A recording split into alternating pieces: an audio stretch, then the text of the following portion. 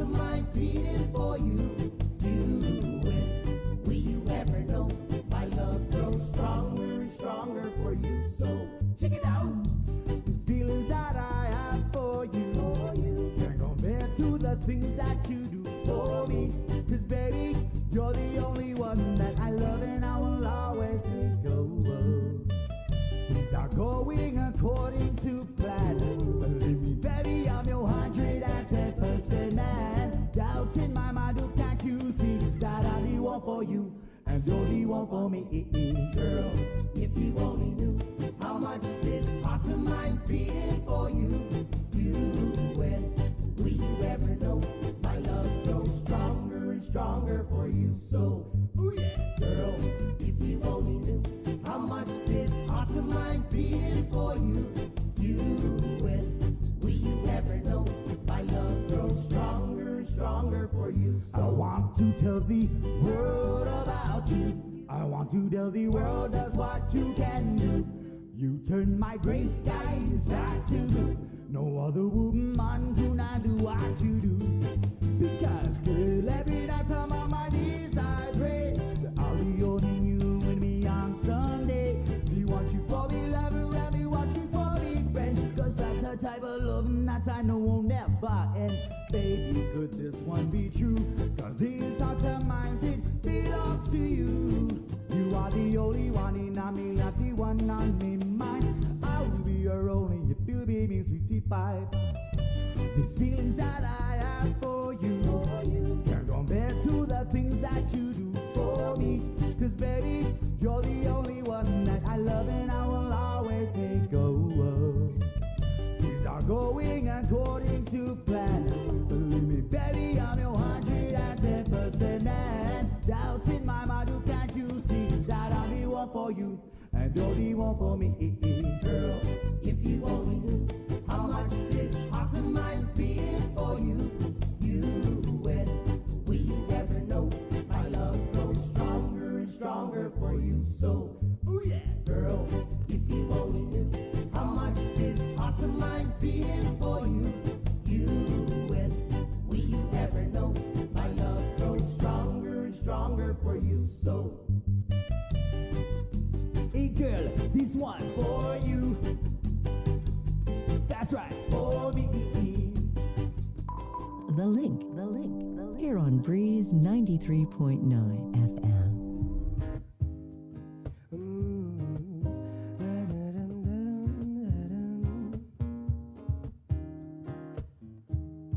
Sleeping all night, waiting to find a reason for today. It is so hot, I cannot lie. Let's drink tonight. One beer, maybe more. Mixed drinks are on the floor. Beer jam to going crazy. One last drink before I go. So breathe every day. Appreciate everything you have.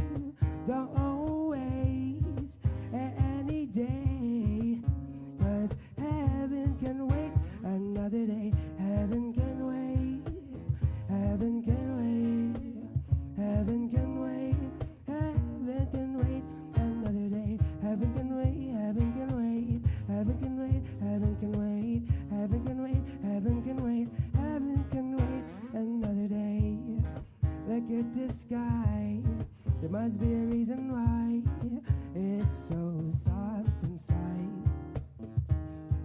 Look at my heart, fragile in life, and I know the reason why.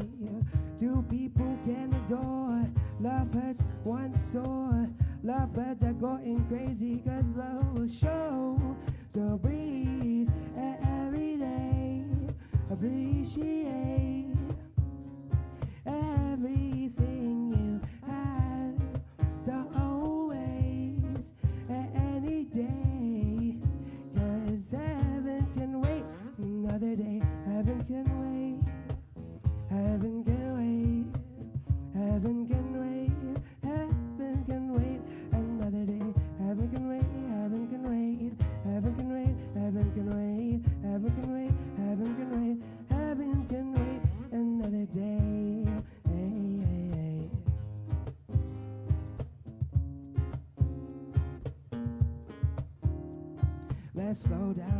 look at what we accomplished. Maybe we will find a reason to live. Look at all the joy and happiness and embrace what you know and live for today. So breathe every day. Appreciate everything you have. Don't waste any day, 'cause heaven can wait another day. Heaven can wait. Heaven can wait. Heaven can wait. Heaven can wait another day. Heaven can wait. Heaven can wait. Heaven can wait. Heaven can wait another day. Heaven can wait. Heaven can wait. Heaven can wait. Heaven can wait. Heaven can wait. Heaven can wait. Heaven can wait another day. Another day. Heaven can wait another day. Così uli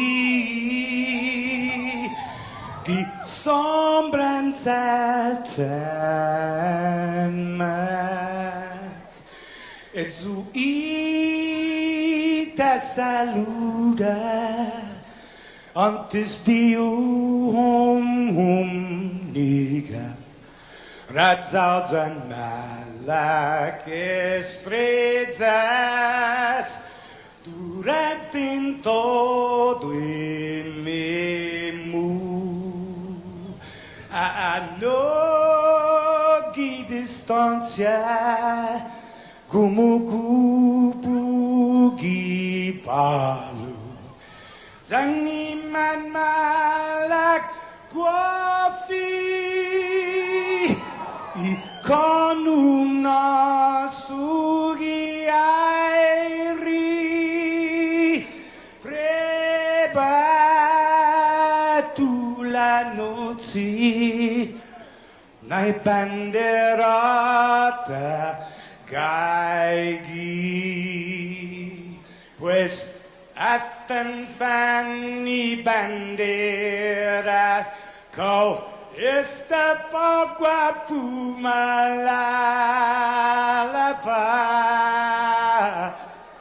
giluk tanu man libri centamiti man ko badi.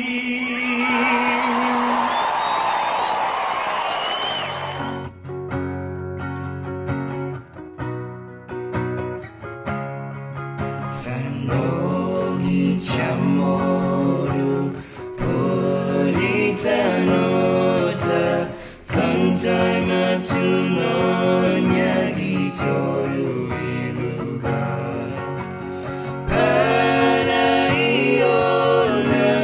parai gloria abiba islas en Paraiona, parai gloria, abiba islas el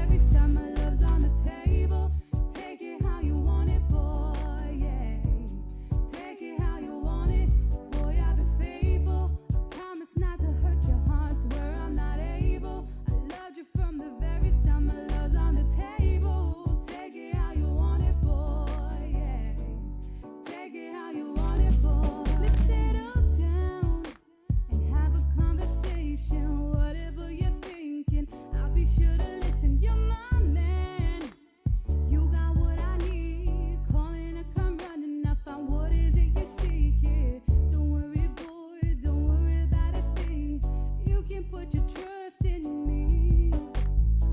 Just say the word, what it is that got you bugging. I'll be there whenever you are stressing. And when I do get close to you, all of your friends ain't got no clue. I just can't wait to be with you. I promise I'll make everything so easy. Boy, I'll be faithful. Promise not to hurt your heart. Swear I'm not able. I loved you from the very start. My love's on the table. Take it how you want it, boy. Yeah. Take it how you want it. Boy, I'll be faithful. I promise not to hurt your heart. Swear I'm not able. I loved you from the very start. My love's on the table. Take it how you want it, boy. Yeah. Take it how you want it, boy. Boy, I'm all yours. Do it how you wanna. Put me on your shoulders. Got me a soldier. Here's the plan. Stay forever in my heart. Always by your side till death do us apart. Don't worry, boy. Don't worry about a thing. You can put your trust in me. Say the word, what it is that got you bugging. I'll be there whenever you are stressing. And when I do, close to you, all of your friends ain't got no clue. I just can't wait to be with you. I promise I'll make everything so easy. Boy, I'll be faithful. Promise not to hurt your heart. Swear I'm not able. I loved you from the very start. My love's on the table. Take it how you want it, boy. Yeah.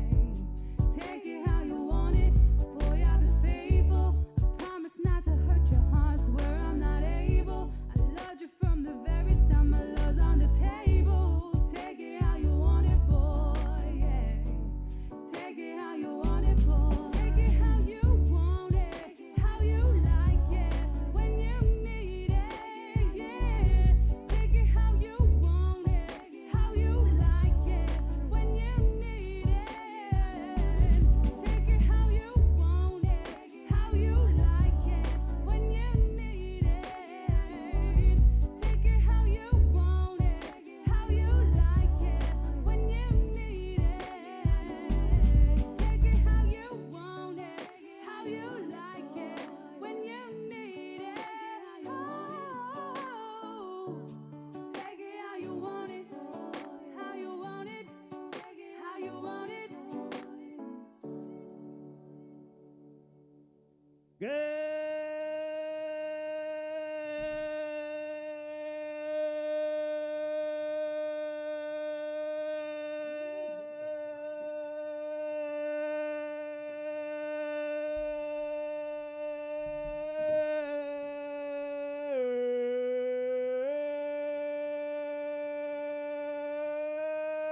Good morning, Guam. Right on. Happy Father's Day. Yeah. Right on, guys. It's still Father's Day in the States. Milk it. Come on, milk it, Daddy. Whoa. That didn't come out. Milk it, Daddy. Good morning, Jay. It was.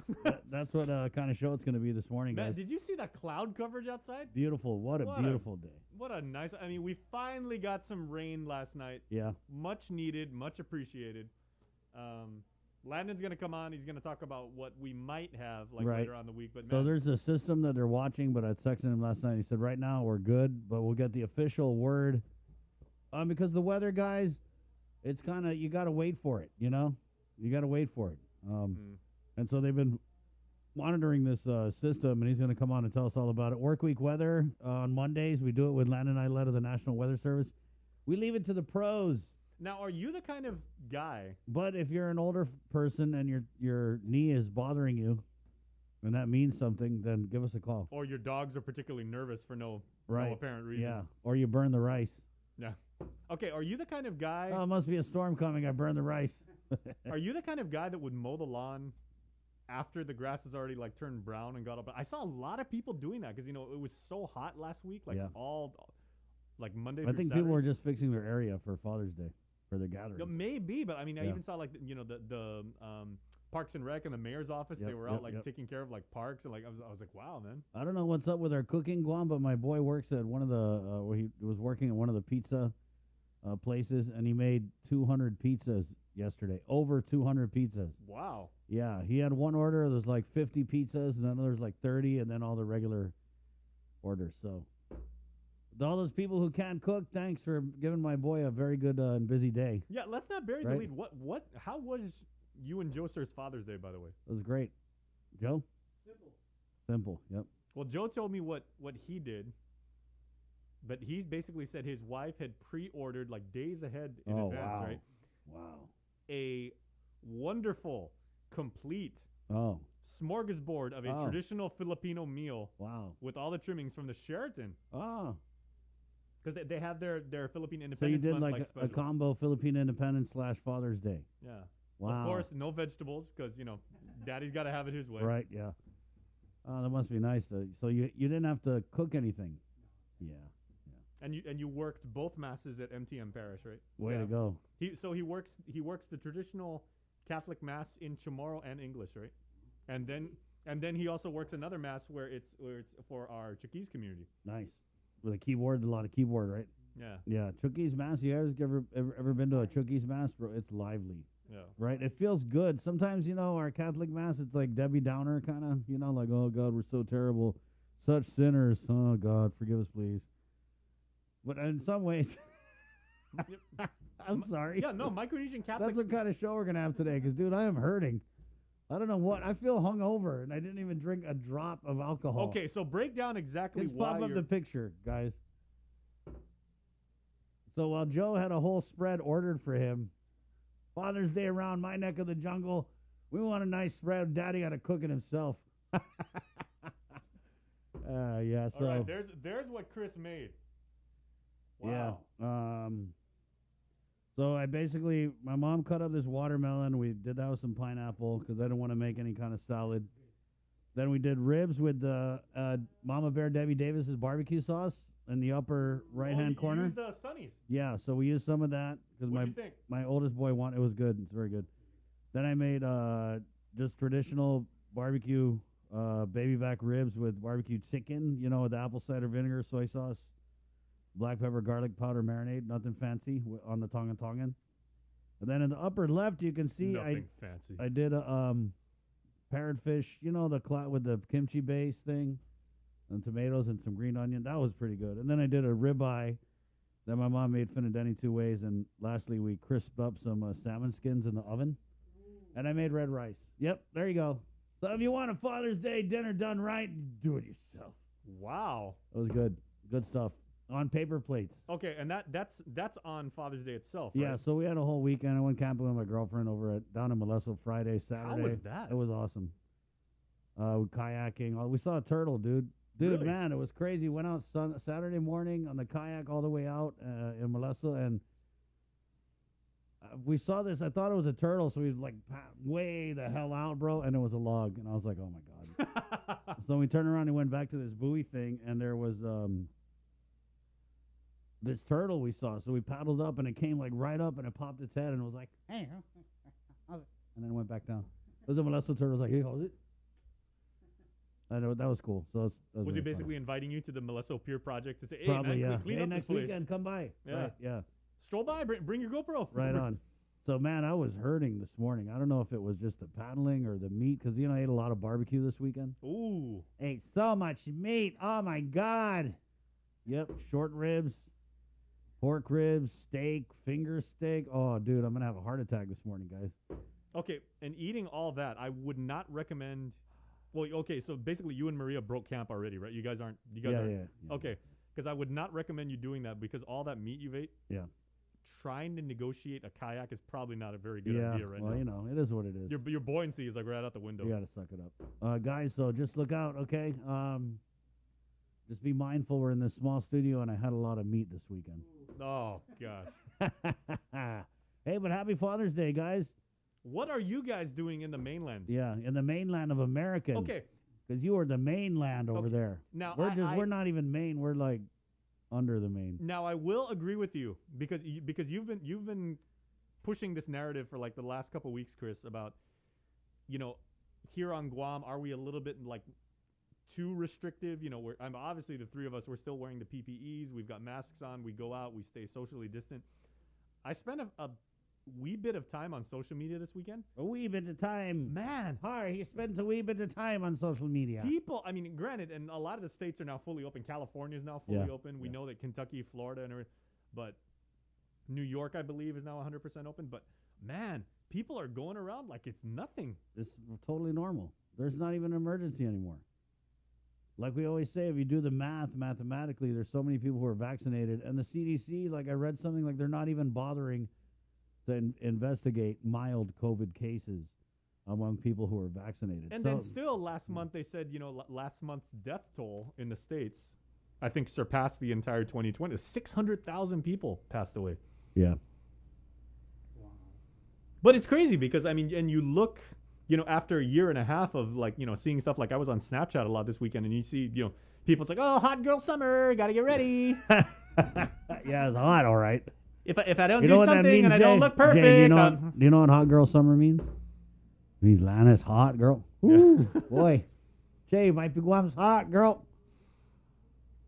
Guys, it's Monday, June 21st. But you know what? A lot of the businesses out in the mainland, because for some reason I'm getting a ton of notifications on my phone about what's going on with Disneyland What is? on like 9 different dimensions. It's like now they have the the park's been open. Oh, for guys, by the way, Sabrina is taking off today because she's over there. Her dad's really sick. He's in the hospital. He's going to be going to rehab. and her family's all spending Father's Day together. Right, and which is so her good. mom was also in the hospital. So Jay was just like, man, go enjoy your Father's Day. Yeah. Good on you. But her brothers also have kids, so they're Right. they're doing the family Yeah, thing, and that's great. And I messaged her, and then she's like, "No, I'll pop in, I'll say hi, I'll read the news and everything like that." And then this morning she's like, "No, I got to do that because everybody's here, and we're doing traditional Chamorro family." Can you imagine how her? I don't know, but I had the funnest time guilt tripping my kids because they didn't do. Only my daughter painted me. My little girl Callie, she painted me a painting. But my 3 boys didn't even do a card, and so the whole night, bro, they were gonna crack. I was like, "Oh, Mom, check out that card that Lennon and Channing and Chase did for me." And she's like, "Oh, where?" And I was like, "It's right there on the fridge." And she was like, "Where?" "Oh, I don't see it. Yeah, because it's invisible. The last night before he went to bed, my boy Channing came and he's like, he was like, "Dad, can I hug you?" And I was like, "Yeah, boy, come here." He's like, "I love you." And I was like, "I love you." And I was like, "What's wrong?" He goes, "I feel bad." And I said, "Why?" He goes, "Because I didn't do a card." I was like, "Oh, so it worked." That's one thing about being a dad. Your guilt trip game, you got to be black belt level. That's what we're here for, guys. Also, your Chamorro No size, glory. We don't get no love. We're not gonna baby you, cuddle you. We're just dude. Chamorro Here guilt for the trip, guilt is, trip. is Yeah. world class. Yeah, it is, bro. So you're It's like the best. psychological warfare when it comes to like your kids. Yep. Yeah, totally. And I love the guilt trip, the third party guilt trip. Because my mom came back from the States, right? So she's been staying with me. And she will guilt trip through my kids to me. Right? Oh. Yeah, that is always You the do fun. multi-generational guilt trip. It's always the best when your parents talk to you through your kids. Feel me? I know you guys feel me out there. Yeah, so anyway, there was something with the car. The battery died yesterday, and my mom was trying to go to mass, so I didn't get a new battery. I didn't put it until the afternoon, so she was telling my boy, she was like, "Yeah, that's good that you guys get to spend time with your dad, because, I didn't get to go to my dad's grave today." So it was that third part. I mean, I'm pretty sure she's going to go today because it's still Father's Day. My thing was the opposite. In my family, when my family, and my dad's the oldest of 10. Or she'll do something like, "Guys, you should tell your dad to quit opening all the cabinets when he's cooking." I'm like, "Mom, I'm standing right next to you." "Oh, quit opening the cabinets when you're cooking." Mine was the exact opposite, right? When my family would all get together, my dad's the oldest of 10, so like I'm the oldest of 50, right? My sister and I. Yeah. So my cousins and I were very, very close. We're all hanging out at my grandfather's ranch, right? So for some stupid reason, my cousin Stuart and I, and my cousin Victor, thought it would be interesting if we agitated my grandfather's favorite pig. So I don't know why we did this, because this was his prize pig, right? He raised it from like a little piglet. For some reason, we thought it would be a smart thing for us to pick up like little stones and toss the stones at the pig's testicles to make it like jump. Nice. My grandfather, he saw that and so like we're standing there and we're just laughing. All of a sudden, all we hear is this shh, shh, shh, slowly come up behind us. We turn around and in slow motion this happens. It's my grandfather stripping the tangan, and Right then on. wham, right on the back of our knee in the soft part. Ooh. And then all we hear is laughter on the side, and it's my dad's and his brothers and everything like that just cracking up, and they're like, now you know what we had to go through. Yep. They're like, we can't help you here. Good for you, Jay. Yeah. Now, so you were that kid throwing rocks at the pig's balls.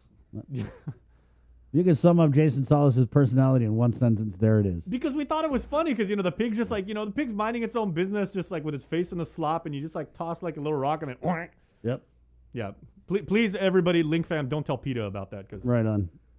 So yeah, happy Father's Day on you guys. I know you guys know I didn't know my dad growing up. My parents divorced when I was very young, so I grew up without a dad. And when I was 16, I tried to reach out to him, and it was kind of like didn't turn out so hot. So being a dad, a lot of times especially for you younger dads, it's OJT, it's on the job training. But just keep showing up to play. That's it. Put on your jersey, get your glove, go out on the field, play ball. Just show up. That means so much to your kids to just be there. Okay. It's 6:40 Monday, June 21st, year of our Lord 2021. Amen. Hallelujah. It is the Link Monday, brought to you by Pacific Points. Make it the points. Go to Shell Foodies. You make it the points. You get a something reward. Jack in the Box. that sounded like a I don't know, combination I was- Super Mario and And the leprechaun. you get the reward. Hey. You're gonna find me pot of gold at the end of the rainbow. Over at Shell Foodies. Yeah, like Super Mario and the Lucky Charms guy. What the hell was that? Also, Jack in the Box, Calvo Enterprises, and IT&E. Yeah, I'm sore. I don't know if it was the paddling or just the barbecue or the sodium. Or 5 pounds of meat. I might you need you got? to walk on my back later, Jay, during the commercial break. He's looking at me like, huh? Why during commercial break? Let's make this That's part of the show. I bet that would get some views. Sir, you got your mobile camera, right? I don't think we get as many views as Tyler did this weekend, though. Jay, I know you don't even want to talk about it, but I just say, hell, bro, she's a good young reporter, and she made a simple mistake, with a tongue twister. That's hard. Pride flags, right? And so it's all over viral, and I think it would just be stupid for us to ignore it. But anybody who knows Tyler knows that, the crowd that she runs with, I mean, she's got gay friends, transgender friends. I mean, she's got the whole alphabet hanging out with her. So the intent, of course, a lot of times people might want to drag her because they might think that there was an intent there, but there wasn't. It was an honest mistake. And guys, if you know our friend Glenn, who is a big fan of the show, and also he's got a great podcast coming up that we're going to debut called the Off a Date Podcast with the KUAM Podcast He's Network. also a featured speaker at that panel on Right, LGBTQ yeah. that's coming up at the end of the month. So he did a Facebook Live, guys.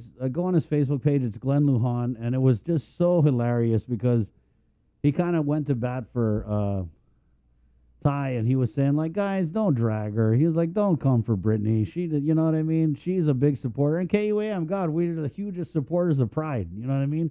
We've got these Pride profiles and all that. So we do the work. We're down there doing the work. And Glenn's Facebook Live was just so hilarious because they're that old school, like some of the woke people, they might just have taken this way hard, right? But I don't know. When I was going on Twitter, people were kind of joking about it. I mean, there was one of our friends, Rockin, who is the Weaver. Oh, yeah. Right? Yeah, he had tweeted something like, well, wave me high or something. It was kind of funny. And so Glenn did this whole Facebook Live, guys, if you want to check it out.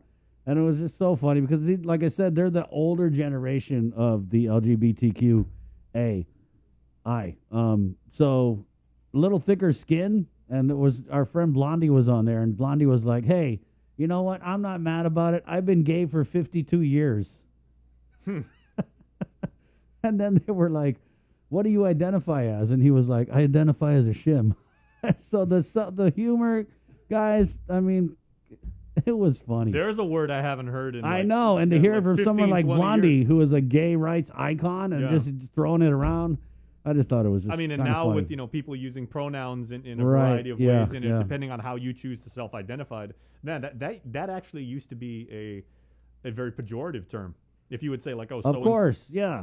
But I mean, it's almost like the B word or the N word, right? There's this idea. I don't agree with it though. There's this idea that if the people who it used to be targeted to use it, then somehow it empowers them and they take ownership of the word. I mean, that's the way of thinking a lot of times, not with, especially with the B word, right? So remember, we were going to school. Like, if you called a girl a B, like, bro, you're gonna Well, get your that'd be weird, 'cause I you're was- gonna I was get like, your what- ass kicked straight up. Like, her Yeah. cousins are gonna come for you. Huh? You call me a B? And now you go on like Now it's like badge of honor. yeah. Now you right? go on. I'm a bad B. You go on like TikTok and everything like Yeah. that, and it's a term of endearment basically. So things have definitely changed up. But you know, in the pronouns, you mentioned the pronouns, Jay. I want to know if there's a video that kind of explains. Just for people who don't really know, right? And I get it. It's just a kind of a respect thing, right? So you want to, if that's what you're considering yourself, what Yeah. you're identifying as, then out of respect, I would refer to you as that because we live in Guam and it's small, and you know you don't want to be going around stomping on everyone's toes, and we're generally a very compassionate and empathetic people. yeah, the main virtue that we all have as Guamanians, whether Chamorro, Filipino, Palauan, Caucasian, whatever like that, is respect. And so if you choose to say, I'm Chris Barnett, and then you put in your Instagram profile, parenthetically, he, him, Right.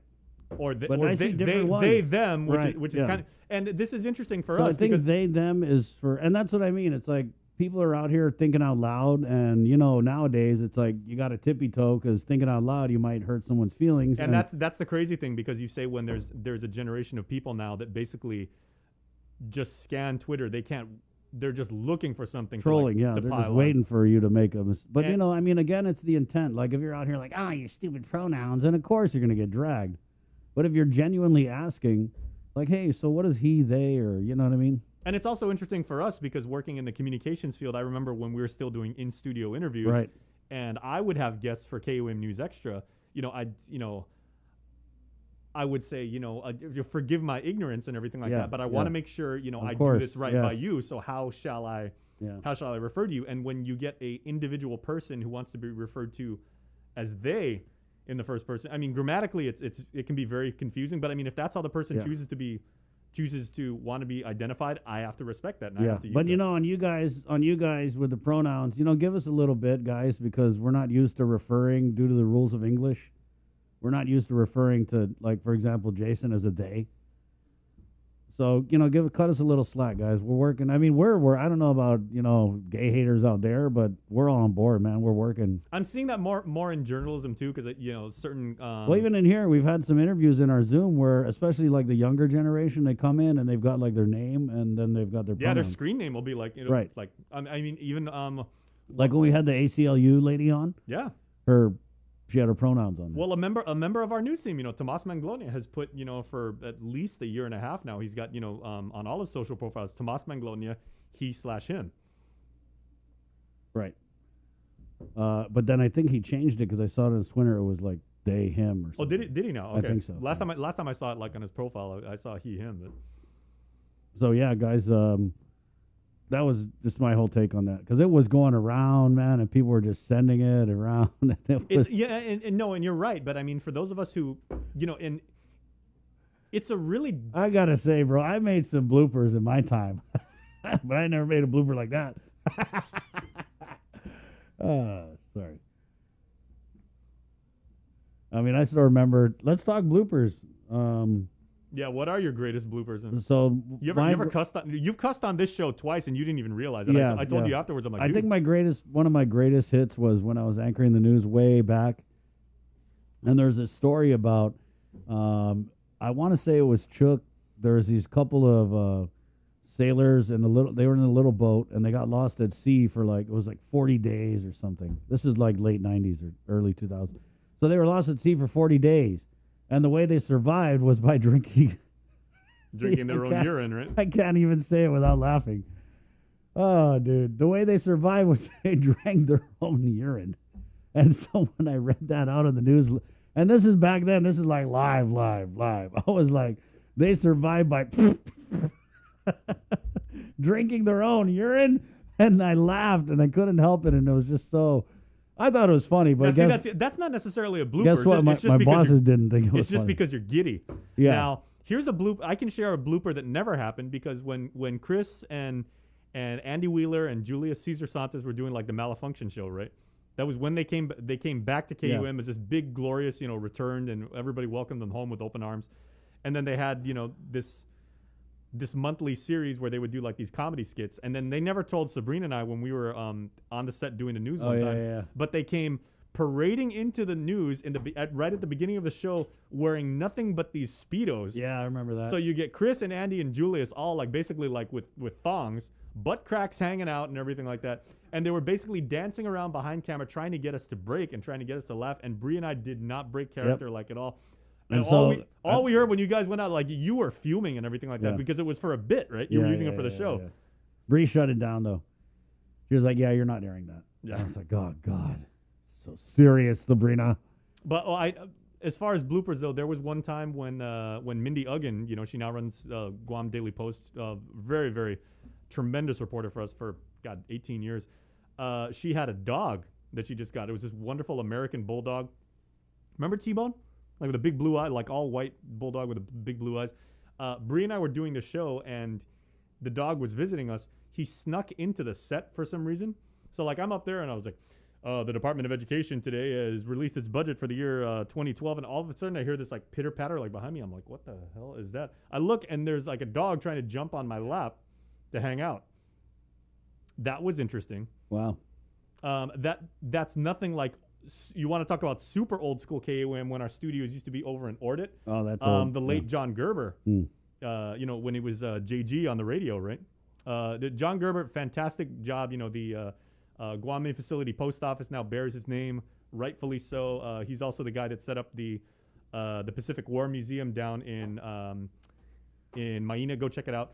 But John was saying when he was on the radio once, there was actually a Carabao that walked through the studio during the news. Because they had no aircon back in those days. So the Carabao just walked right into the studio. Guys, we got a big show for you today. Coming up, we're going to do some mayors at 7:30. We got Mayor Jesse Alec, the president of the Mayor's Council, Mayor Kevin of Agat, and Mayor Al of Maguinao. We're also getting Landon Islet work week weather, guys. It was hot this weekend, but then there was also a little bit of rain. And, of course, it only rained when it was time to sleep in the tent Friday night.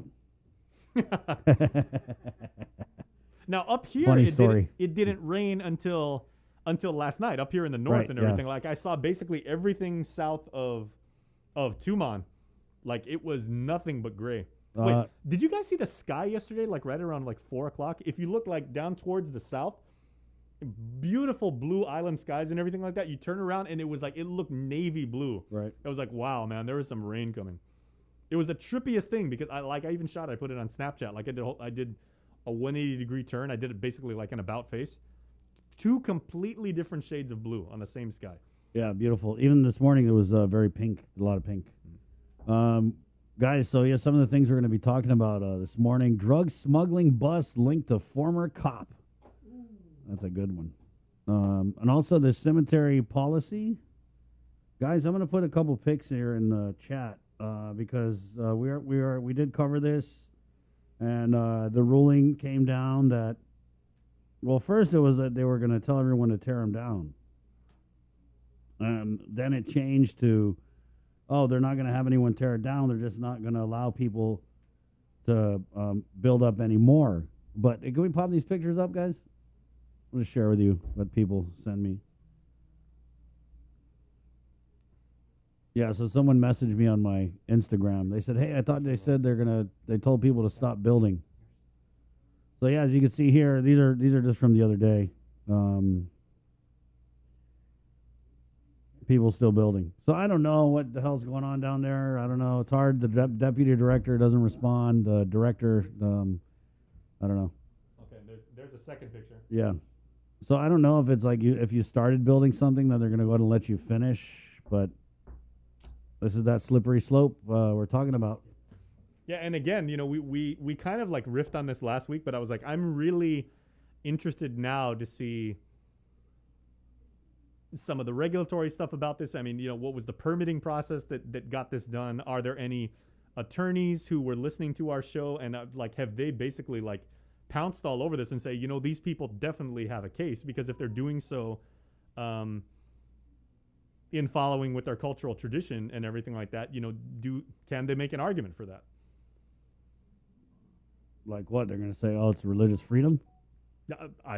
that's, I don't know. I think that's the what I'm problem is interested when in you're seeing. building this big ass house in the cemetery, it's like, what about the people next to you? How are they going to check their grave? Now, see, and that's where I think the legal interpretation of this would be interesting because it's a public cemetery, as Mayor Jesse Allig of PD said last week. I think the problem, though, He's like, it's public, but yeah. I guess as long as you don't encroach Yeah. onto somebody else's. Do you still have the sign, Joe? Let me send it to you. Right, as long as you don't encroach into a neighboring gravesite. I mean, you can build a mausoleum. I mean, technically, you could even you could do something to memorialize a loved one, right? You could put Right, up a putt-putt golf course if you wanted to, like, not for commercial purposes, but like, and you see people put up stuff. They'll build monuments, and what was Mayor Alex saying like last week up in Saipan? He said somebody put like the Blessed Heart of Jesus. They made this whole like a monument up there. Sorry, I'm trying to find that picture of that sign.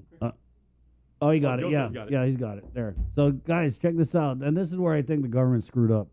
Is they've been saying, like, oh, everybody knows there's a form you sign or there's a sign that says you can't build anything. Yeah, there's the sign, guys.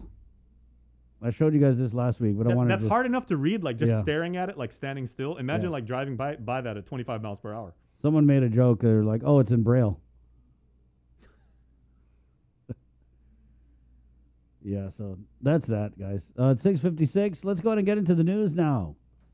For Sabrina Salas Mentonani, who's off in Las Vegas doing family time on this Father's Day in the States with the very latest from the KUAM News team, Jason Salas. Good morning, Jason. All right. Good morning, Guam. Good morning, world. And again, a happy Father's Day to all of you around planet Earth today. As we reported over the weekend, big news from the legal beat as 37-year-old Andrew P. Manabusan will be extradited to Guam after being busted on drug charges in California. According to court documents between June of 2020 and June of this year, Manabusan and others allegedly conspired to smuggle drugs into Guam. Last month, a search warrant was issued for a package Manabusan mailed from Antioch, California to our island.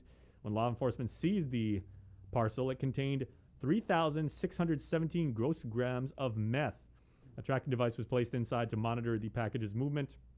Court documents state that Jose Ananich received the package and drove it to his home up in Jigo.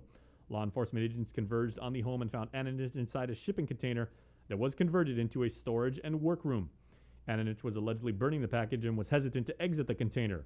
When he came outside, law enforcement agents found a meth glass pipe in his pocket as well as a cell phone. We put the story both on Facebook and on KUM.com. Please join the conversation, add your comments. We'll be talking about this some more this morning on the link. Well, let's go back in the newsroom to find out what's making headlines throughout the island this morning. Here's Tyler standing by with your Link Morning Update.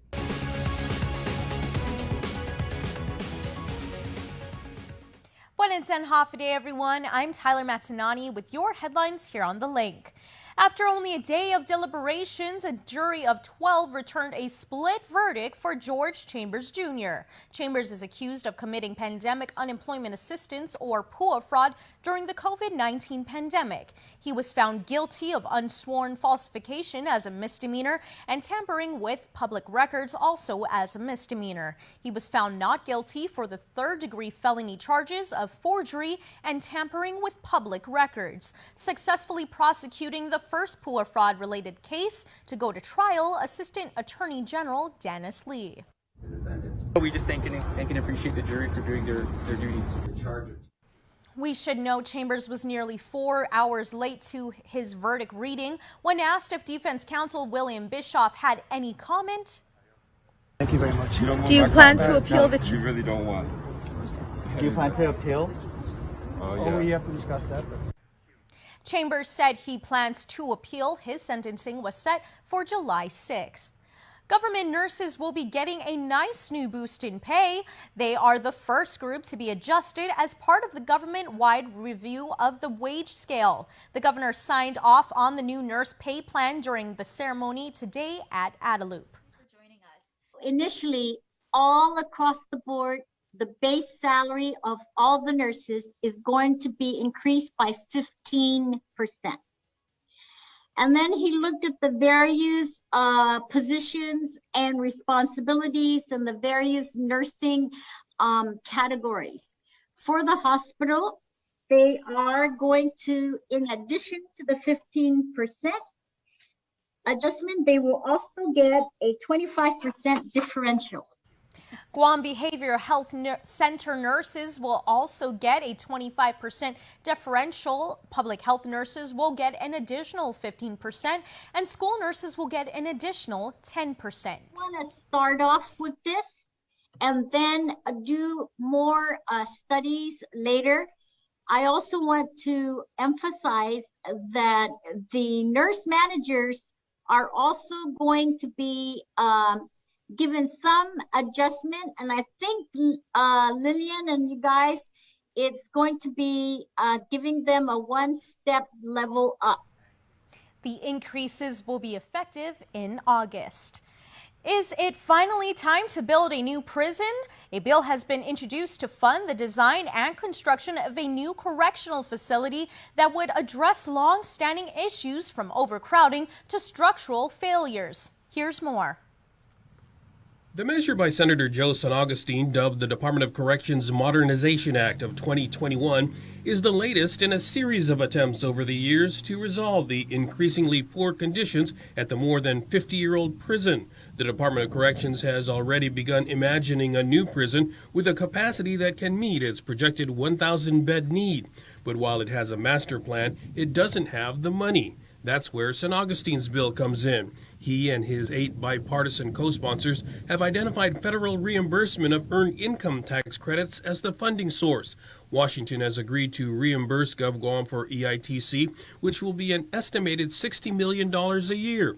San Agustin's bill would authorize a lease agreement similar to the proposal for a new hospital, in which the contractor would build the prison and be paid back over 30 years. It proposes a payback of no more than $5 million a year from EITC reimbursements and another $5 million a year from the general fund. The measure also appropriates $1 million to GITA to commission a feasibility study of whether to convert the existing facility or develop a new one.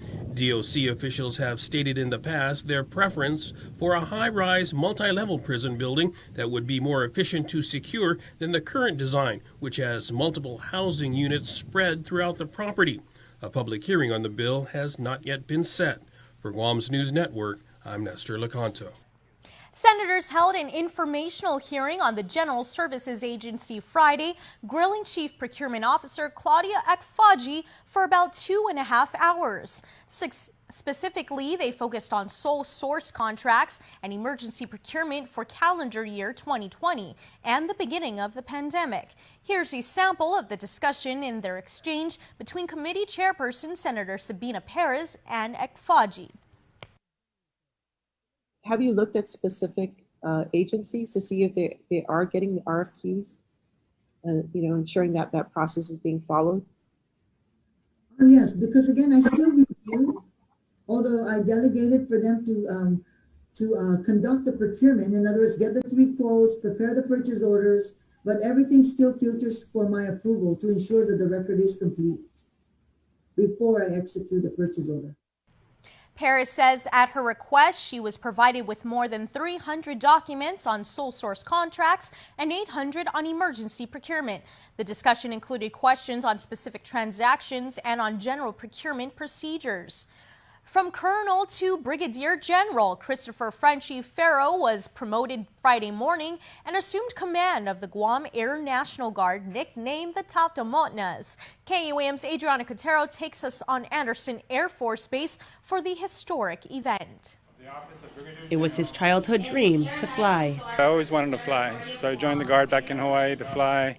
Started flying F-15s, ended up flying F-22s, and wrapped up flying C-17s. Then a new opportunity was brought to then Colonel Christopher Ferro's attention that allowed him to reach new heights. General Azama gave me the opportunity and the offer to come to Guam and help bring new missions and stand up new capabilities here on island, and so we're up for the challenge. Taking on the challenge, Ferro was officially promoted this morning to Brigadier General.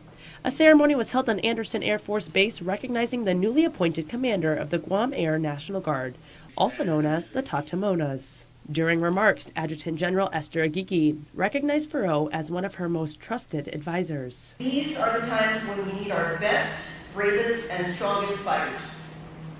Seasoned and proven leaders who know how to face adversity head on, stay under fire, and most of all, win. And who better to lead our proud Guam Air National Guard than our very own fighter pilot, soon to be Brigadier General Christopher Frenchie Furrow. Brigadier General Furrow turned his dreams into a reality and simultaneously discovered a purpose in serving his country. Well, to be honest, I'd actually do this for free. You know, I mean, working with the people that I get a chance to work with and doing the job I do, it's a passion that I have. I love basically giving back. During his special remarks, General Furrow relayed this message to the Tautaumonas. I'll continue to ask 3 things of each and every one of you. Number 1, show up. Be fit to fight, be clear to fight, be trained to fight, and be motivated to fight. Number 2, do your job. Remember, bring excellence to everything you do because it's a standard. It's not an achievement. It's something we need to do each and every day. And finally, figure out a way to have fun while doing it. I know what we do is serious business. We've got to find a way to keep it loose. General Furrow says keep it loose and don't forget to enjoy the ride. What's it like being up there in the sky? Oh, there's no feeling like it. It's pretty awesome. Reporting for Guam's News Network, I'm Adriana Cotero. That's it for now. We'll see you tonight for KUAM News Primetime. Show up. Be fit to fight, be clear to fight, be trained to fight, and be motivated to fight. Number 2, do your job. Remember, bring excellence to everything you do because it's a standard. It's not an achievement. It's something we need to do each and every day. And finally, figure out a way to have fun while doing it. I know what we do is serious business. We've got to find a way to keep it loose. General Furrow says keep it loose and don't forget to enjoy the ride. What's it like being up there in the sky? Oh, there's no feeling like it. It's pretty awesome. Reporting for Guam's News Network, I'm Adriana Cotero. That's it for now. We'll see you tonight for KUAM News Primetime.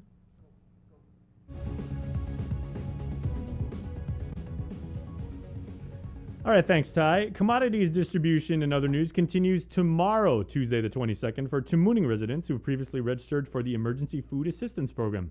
Only 1,000 bags will be available tomorrow, once again, from 2 to 4 in the afternoon at the Tamuning Senior Center.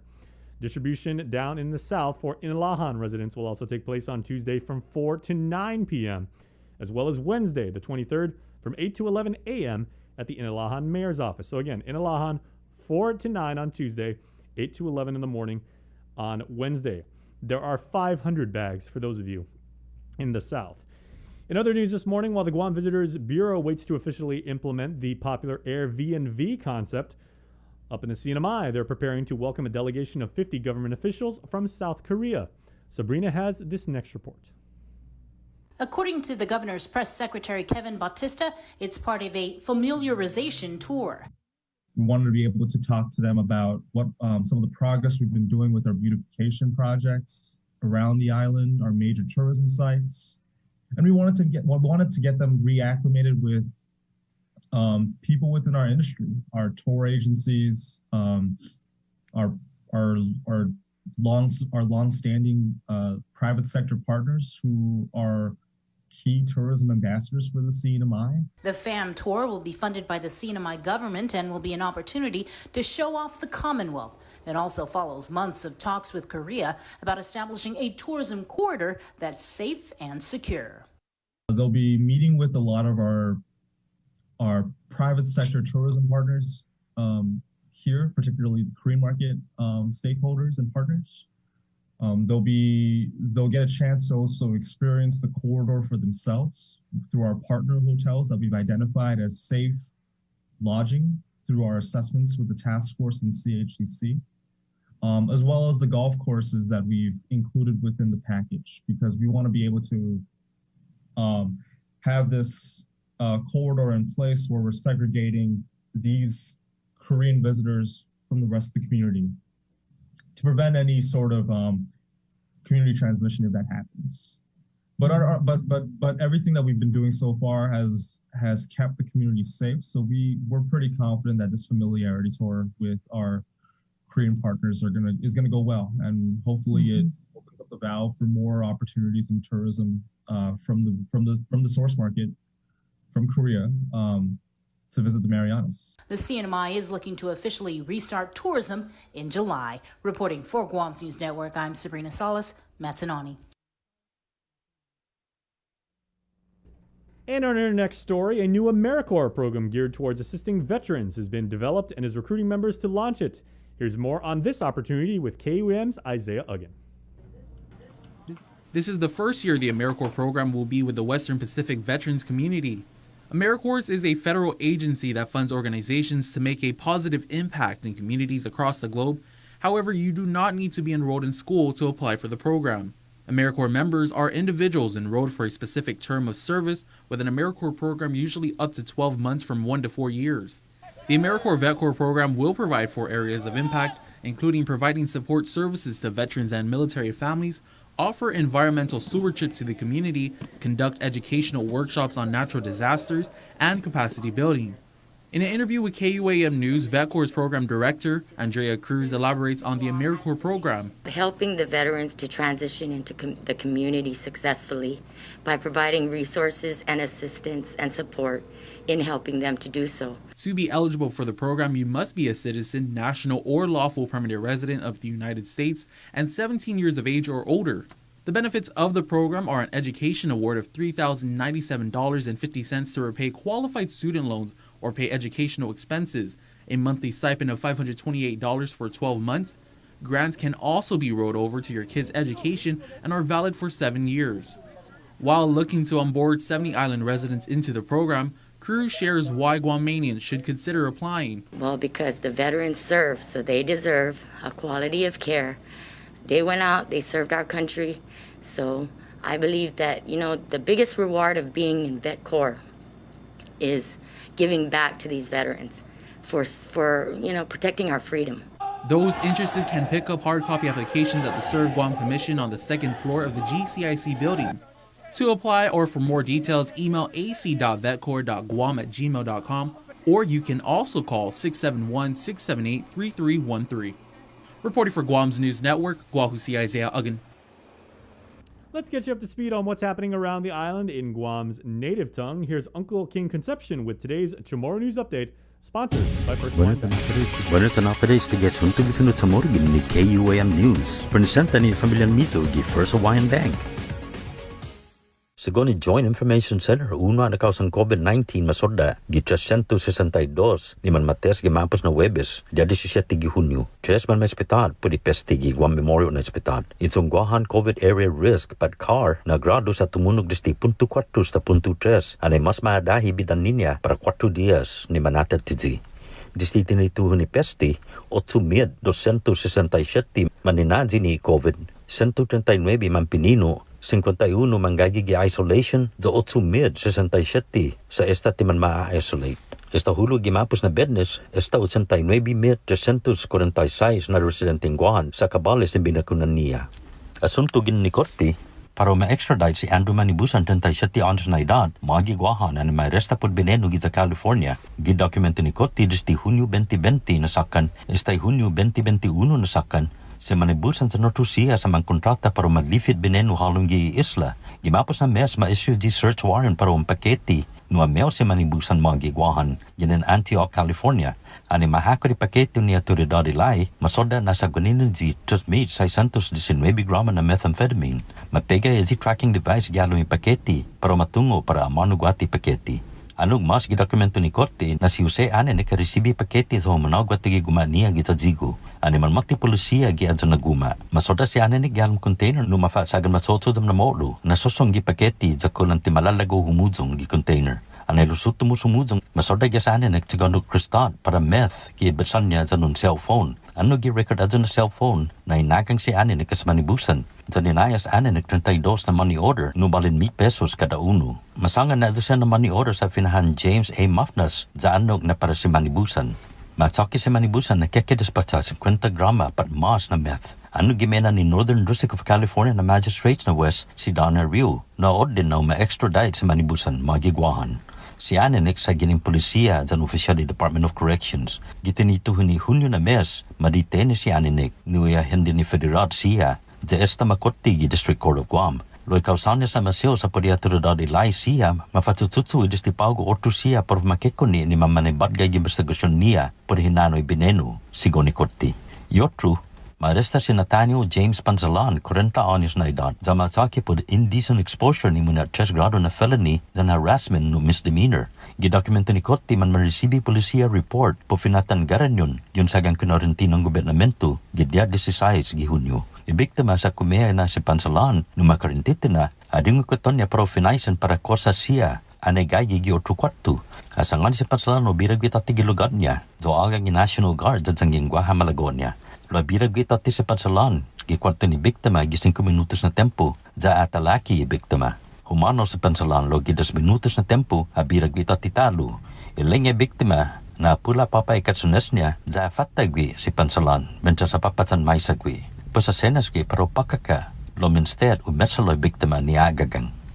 Yutumu, the Department of Revenue and Taxation sa mga listo esta 2,552 ng tax refund sa pero mameo hudang i-check siya para humadeposita direktamento gi ibangko. Ibali niya po todo sa 6.8 milyon pesos. Sumano gini ato siya na refund ni man magarnes pero mapasi dipin niya gwati gi gobernamento sa paradyo siya i-Thailand at sina return ni man mafayo antes pat gi 24 gi matsu 2020. Elengem ha si Revenue and Tax na zasangin malagwa o parontungo pwede dun mizo refund halong gizun mizo account git www.myguamtax.com. Doon na sabiya di look up status of 1040 refund na batunas. Para Guam News Network, Guausikin Conception. Yasuto yung finut sa muro sa presenta sa ninafatto ni Familiang Mizo gi First Hawaiian Bank. June makes the best malasadas in Hawaii. A fact not lost on Darrow, whose brother Byron is cooking the onaga he caught at a secret fishing spot with his girlfriend Malia, who used to work for the Shave Ice Guy, whose second cousin Vince drives the school bus ridden by Calais, whose auntie makes the best malasadas in Hawaii. Everything here is connected, and with the new First Hawaiian Bank mobile app, you can stay just as connected to your finances, and it all starts with yes.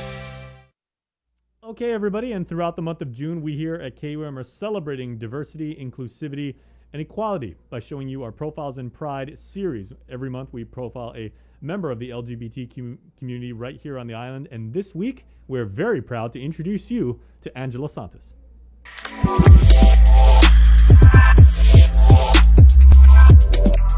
Hafade Guahan, Gausi Angela Santos.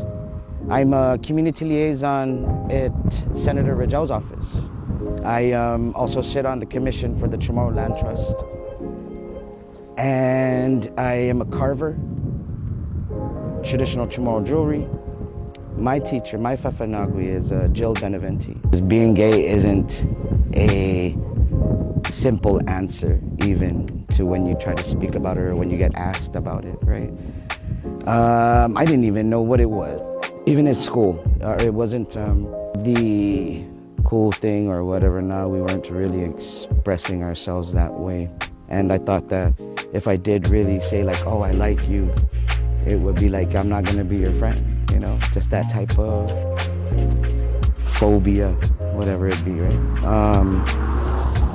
But the latter part of my high school years, getting out of high school, my friends really encouraged me to come out. And that's when I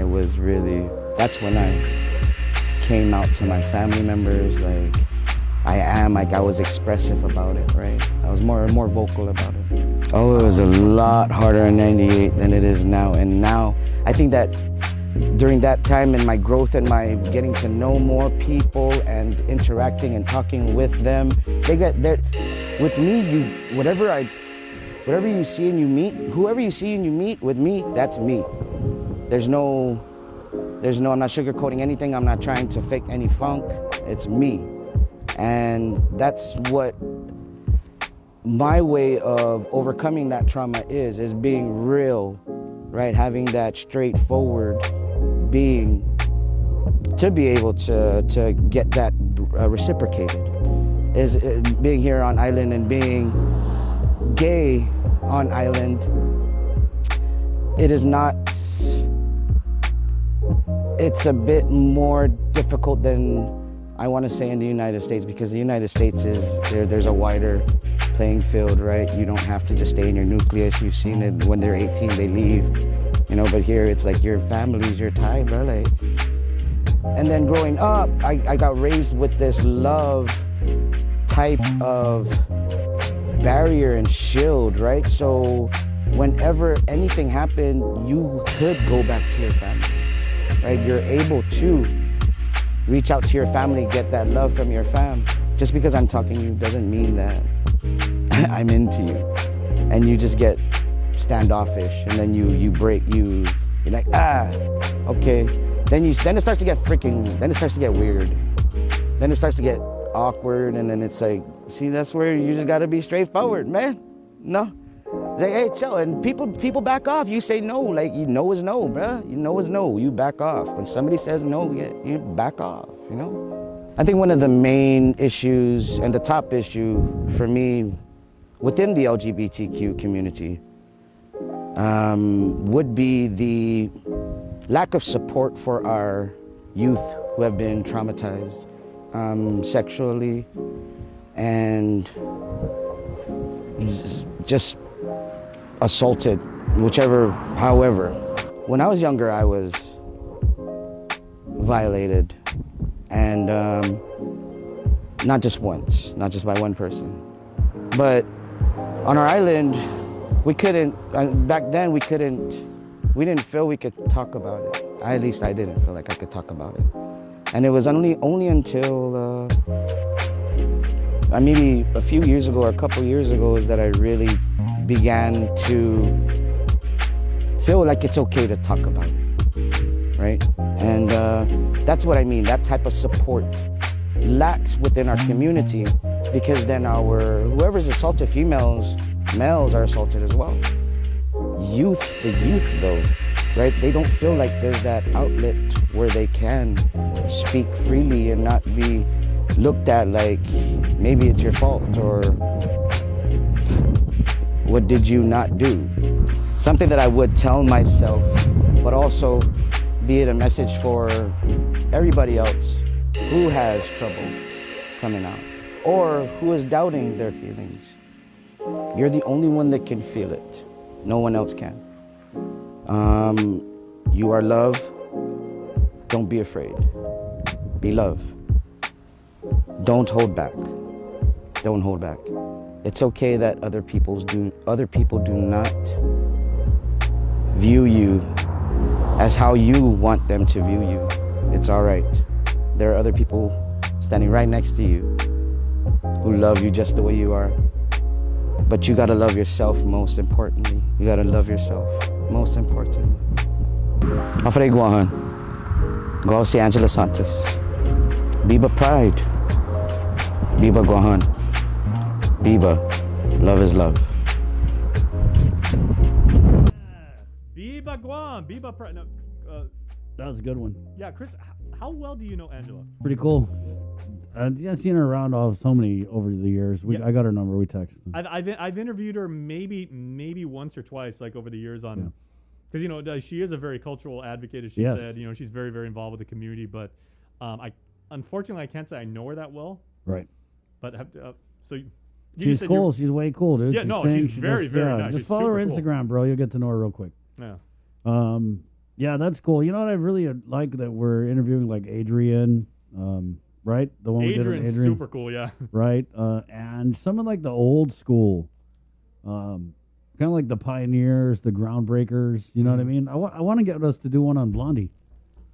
And for those of you who are familiar with Guam's LGBT community, even before it was called LGBT, like Adrian was saying in her segment last week, she mentioned Crimsona Kaiser. Right. Does Crimsona still have that store down in Antigua? I don't think is it still open? I don't know. Because that was Crimsonia. And last time I saw her, I believe, was the Miss Guam pageant. Sabrina and I emceed that, but that was at least like 6-7 years ago. Right. Hey, it's 7:23, guys. That was your news. Thank you, Jay. Way to fill Sabrina's high heels. Oh, wait, Joe, can we get a shot of this real quick? Okay. What is this, Jay? This is something that Joe Sir and I, you're more than welcome to try this out too. So Joe Sir and I are going to take up as a little link project here. We're going to take up the game of Go.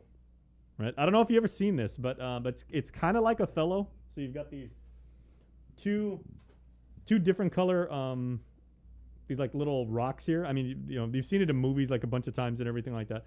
I believe it's Chinese in origin, but it's basically, people say it's like one of the toughest strategy games to master. So Joe Sir and I are gonna go a couple rounds with like the game. If any of you have ever played that, there's a real good documentary too on Netflix about how Google trained artificial intelligence to actually play this game, because it's all What is about, it? You're like So dumb shaming me. I have no idea what Go is. it's not like checkers, it's not like chess, but you basically place these white and black like little rocks on the board, and you try and capture territories from your opponent. Joe, do you know how to play it? So remember that game Othello? So Jason basically needs someone to beat up on. He's like, okay, I got this game, Go. I know how to play it. Who wants to play? And then like a month from now, he's going to be tweeting like, I'm undefeated at Go at KUAM. Yeah, I'm 2-0. I never heard of it. Must be a smart people thing. Well, guys, it's 7:26. We're going to take a quick break, and we're coming back with some mayors for you right here. You know what they say, miss a link, miss a lot, so keep it where you got it. Coming up, I'm going to talk a little bit about official misconduct. And there's that bill that Senator Joanne Brown has had that I guess it's been marinating in the committee for a minute. But I'm going to tell you about the latest example of someone who was convicted of official misconduct that is now enjoying employment with the government of Guam. Pretty high up position, too. Yep, miss a link, miss a lot. So, we're going to be outing that person coming up on this show in a little bit. It's 7:26. Good morning. The link continues next. Make it through the week. Do you feel like you're missing out on something? Make life more rewarding with Pacific Points. Earn and redeem points for bill rebates and free load at IT&E, discounts on fuel at Shell, vouchers at Foodies, and United Mileage Plus miles. You can even pay with Pacific Points at IT&E, Shell, and Foodies. Pacific Points. Do more, get more. Uno Go, delivering meals from your favorite restaurants and more, including delivering sodas and adult beverages from the Bottle Shack. Visit uno-go.com or download the app today. Also follow them on Instagram and Facebook. Our World War II survivors have endured more sacrifice, suffering, fear, hope, and perseverance than we can ever imagine. Their stories have been passed down from generation to generation and have become a central part of the legacies and histories of our families. As we commemorate our 77th annual liberation, we invite you to share these stories and special memories as we present My Liberation Hero. During the month of July, KUAM will feature these tributes on KUAM News as well as on our digital platforms. We ask that you start your video or written submissions with the phrase, My Liberation Hero is. And please submit pictures of your heroes if you have them. Send your emails to liberation@kuam.com. And let's give everyone a chance to reflect and remember these special times and people in our history. Happy 77th Liberation Day, Guam. Brought to you by Coast 360 Federal Credit Union, Ordot Dental Clinic, and Vince Jewelers. GU Self-Storage, conveniently located near the Harmon McDonald's. We offer affordable rates, online payments, and auto bill pay for your convenience. Plus gate access daily from 6 a.m. to 9 p.m. Call us today at 648-7867 for more information. The relationship between Guam and Manila, Philippines is undeniable as we share similar cultural traditions, history, and heritage, with generations of Filipinos calling Guam home. KUAM presents a monthly look at the capital city featuring in-depth and engaging interviews on everything from medical tourism to new business and government leaders. Veteran newscaster Nestor Lecanto delivers Beyond Our Borders. This special program is brought to you by the Bank of Guam and KFC.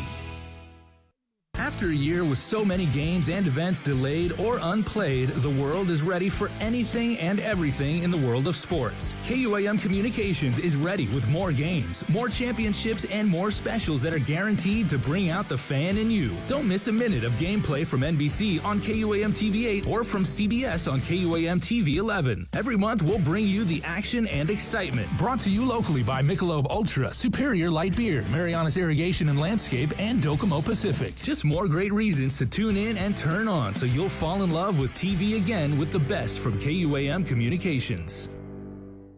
Catch SportsLink on the KUAM News Morning Show, The Link, every Friday to hear about the latest in sports news, game schedules, athlete profiles, and more. SportsLink, brought to you each week by Cure Alkaline Water and Marianas Irrigation and Landscape, airs every Friday across the multimedia platforms of KUAM. Tune into the broadcast on Breeze 93.9 FM on KUAM TV 11, live streaming through the KUAM News Facebook page, or view highlights on YouTube, KUAM News Facebook, and Instagram. SportsLink is hosted by Dave Delgado through KUAM Sports, and he will make sure that everyone knows what is happening on the fields, in the gyms, and everywhere in between.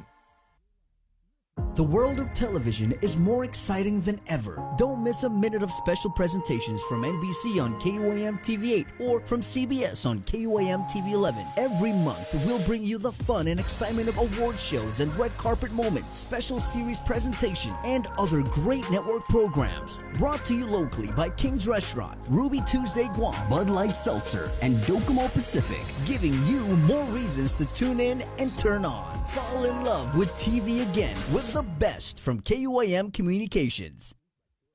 Looking for TV schedules, upcoming sports, or special presentations, or what you may have missed over the busy week you had? Well, look no further than KUAM Digital Digest. This weekly emailed newsletter puts all kinds of information in the hands of subscribers each and every week. Just subscribe and we will make sure you keep up with your favorites and stay informed and entertained throughout it all. Go to KUAM.com, click on the newsletter tab, give us your email address, and you are all set. Brought to you in digital partnership with King's Restaurant and Ruby Tuesday Guam. It's the KUAM Digital Digest, your weekly guide to the latest information and best entertainment on the stations and platforms of KUAM.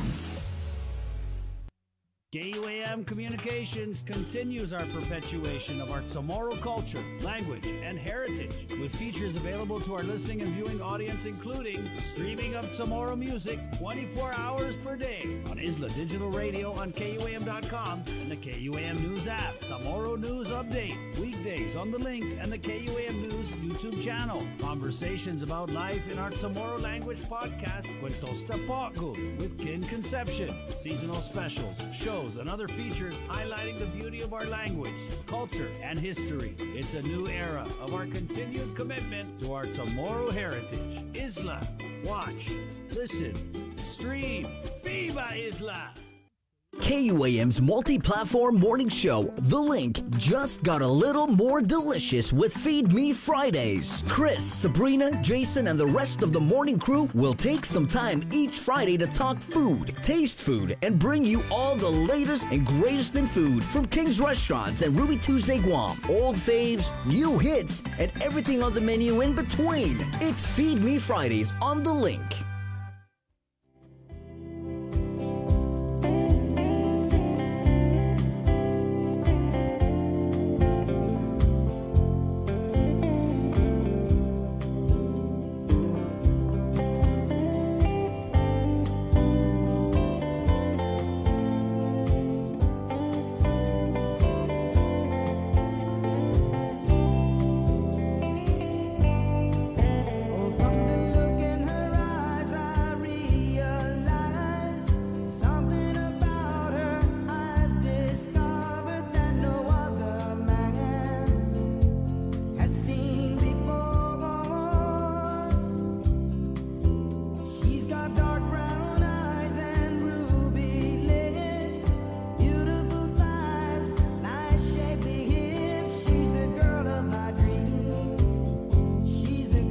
Hey, good morning. Pacific Points, IT&E Cabo Enterprises. Jack in the Box. Proud to present this Monday episode, June 21st. Remember, Wednesday, we're doing the big Vax and Win drawing, your chance to win $10,000. And also a brand new car. Just like that. Keep it where you got it here Wednesday mornings. I know it's kind of rough last week. I'm pretty sure, knock on wood, that they went back to the drawing board and figured it out for this week, all right? 7:34, let's go into the KUAM News Zoom room where we get our weekly update with the Mayor's Council of Guam. We have the President, Mayor Jesse Alec, joined this morning by Agate Mayor Kevin Siswico, who I kind of asked on just to play a little catch-up, Mayor Kev, because normally around this time of year, we'd be talking about what a great time we had at the Mango Festival, which was sadly a no-go, right? How's it looking for next year, though, Mayor? Half a day, and as far as the Mango Festival, it looks good for next year. We were very hopeful this year, but of course, in just following and in accordance with the EO, just trying to keep everyone safe. But I think since we're starting to open up, I think it may be safe to say that come January, we can start planning our annual Mango Festival. I know that everyone's been excited about it, and we had some that were really bummed out that they couldn't come down and celebrate it, but for safety we had to just follow and and adhere. Right. We're Mayor excited. Mayor Alec, you guys had a kind of a festival too, right? Well, no, we do our fiesta. We have our fiesta in August. As a matter of fact, we're talking about that because there's some. There's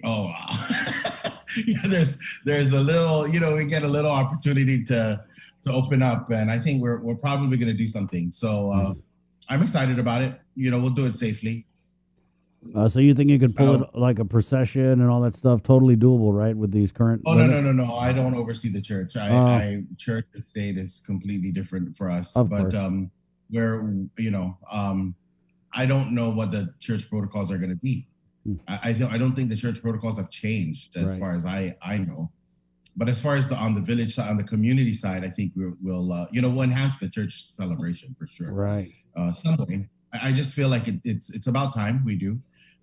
We typically have something on Christmas. We typically have a big deal on Christmas in PD, and we'll probably work towards that this year. We didn't do anything last year, and we didn't do anything last year. We put up some lights, but we didn't have a big display.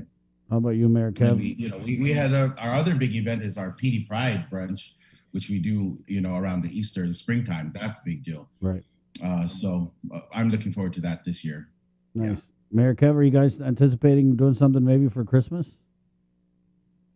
We normally do our Christmas run, our candy run. So we'll do our little parade, and that still kind of has a social distance involved. But if we are able to, we normally decorate our display in the park, and we invite the kids and the Manumco to come down and sing. So hopefully, if it's allowed, then I'm sure we'll have a grand time again down at the park area while we do the official lighting of the park. So we're hopeful that we're able to do that. I mean, it was we get a lot of our constituents. We get a lot of visitors that come in to take a picture at the park, and so we're hopeful that we're able to do that during the Christmas time.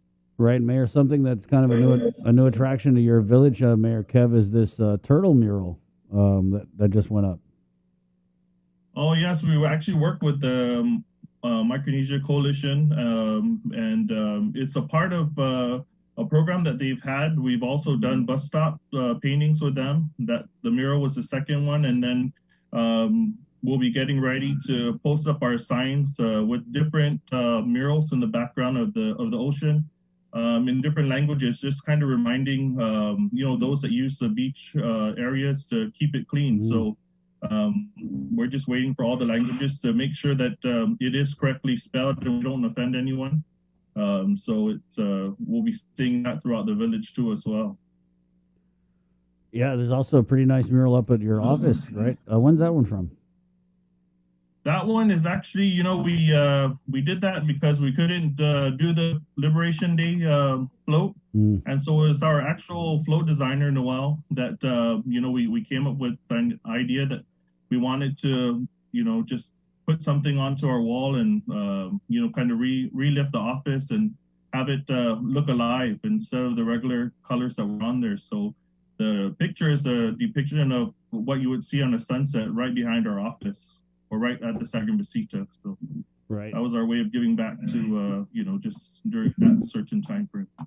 Mayor Alec, let me ask, guys, because Liberation is a month away. Or what are you guys planning on doing in the village? Any events, memorials, that kind of thing, Mayor Alec? In PD, we don't plan on doing anything in PD specifically related to memorials. But there is something that, I'll continue to work on. A lot of our people, as I learned from our Manaina, that, they marched to the Asinan camp. And so that's something that I think my generation is not really aware of. And I want to bring more, focus on that Asinan camp. And so I do know that Mayor Bill is hosting that this year.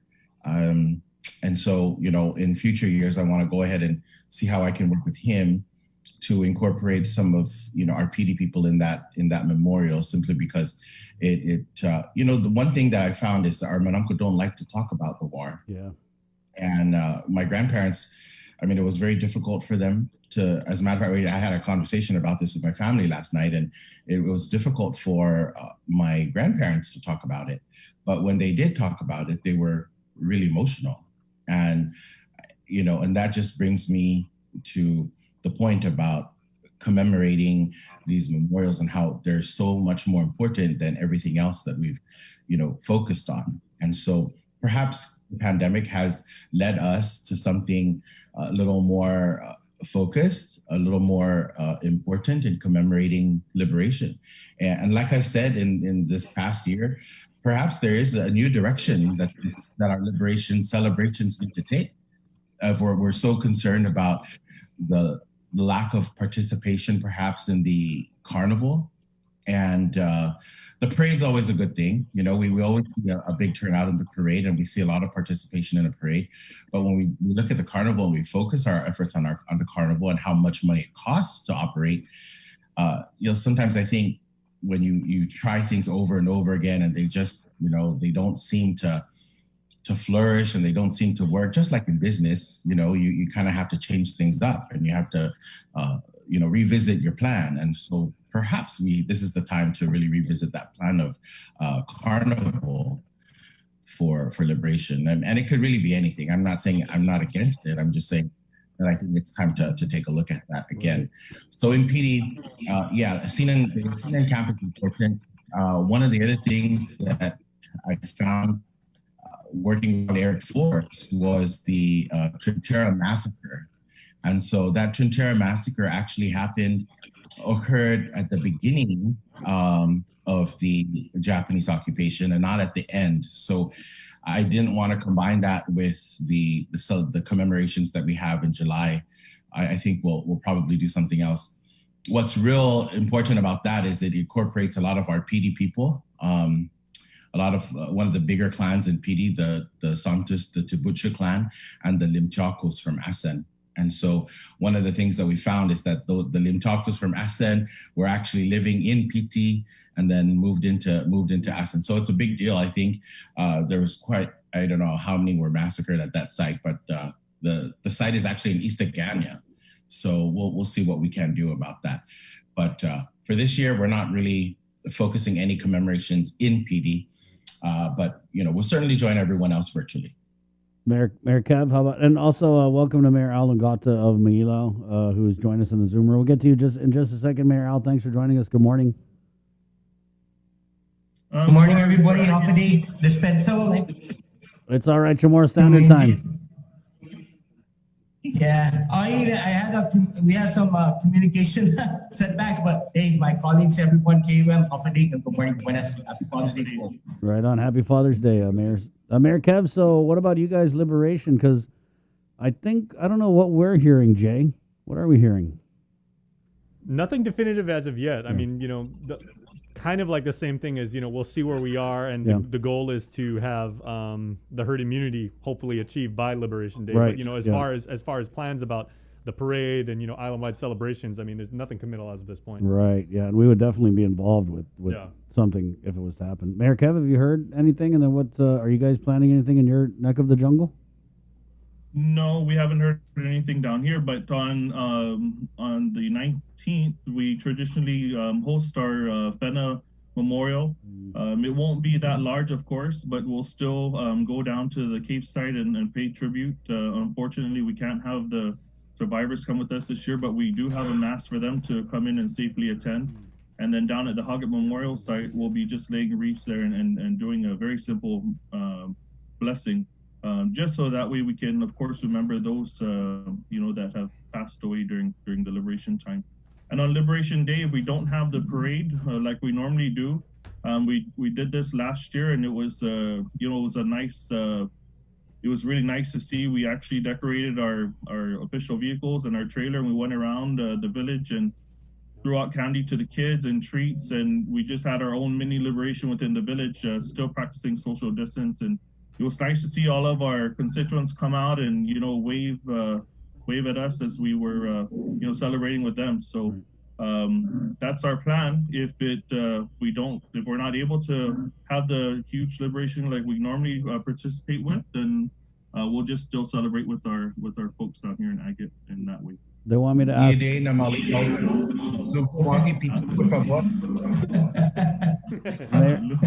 Mayor, they want me to ask.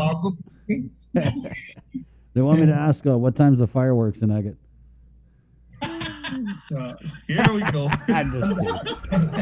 Mayor Al, what about you? You're right across from the veterans. They have the veterans group facility there on the entrance to Back Road. Are you guys doing anything in Milao for Liberation?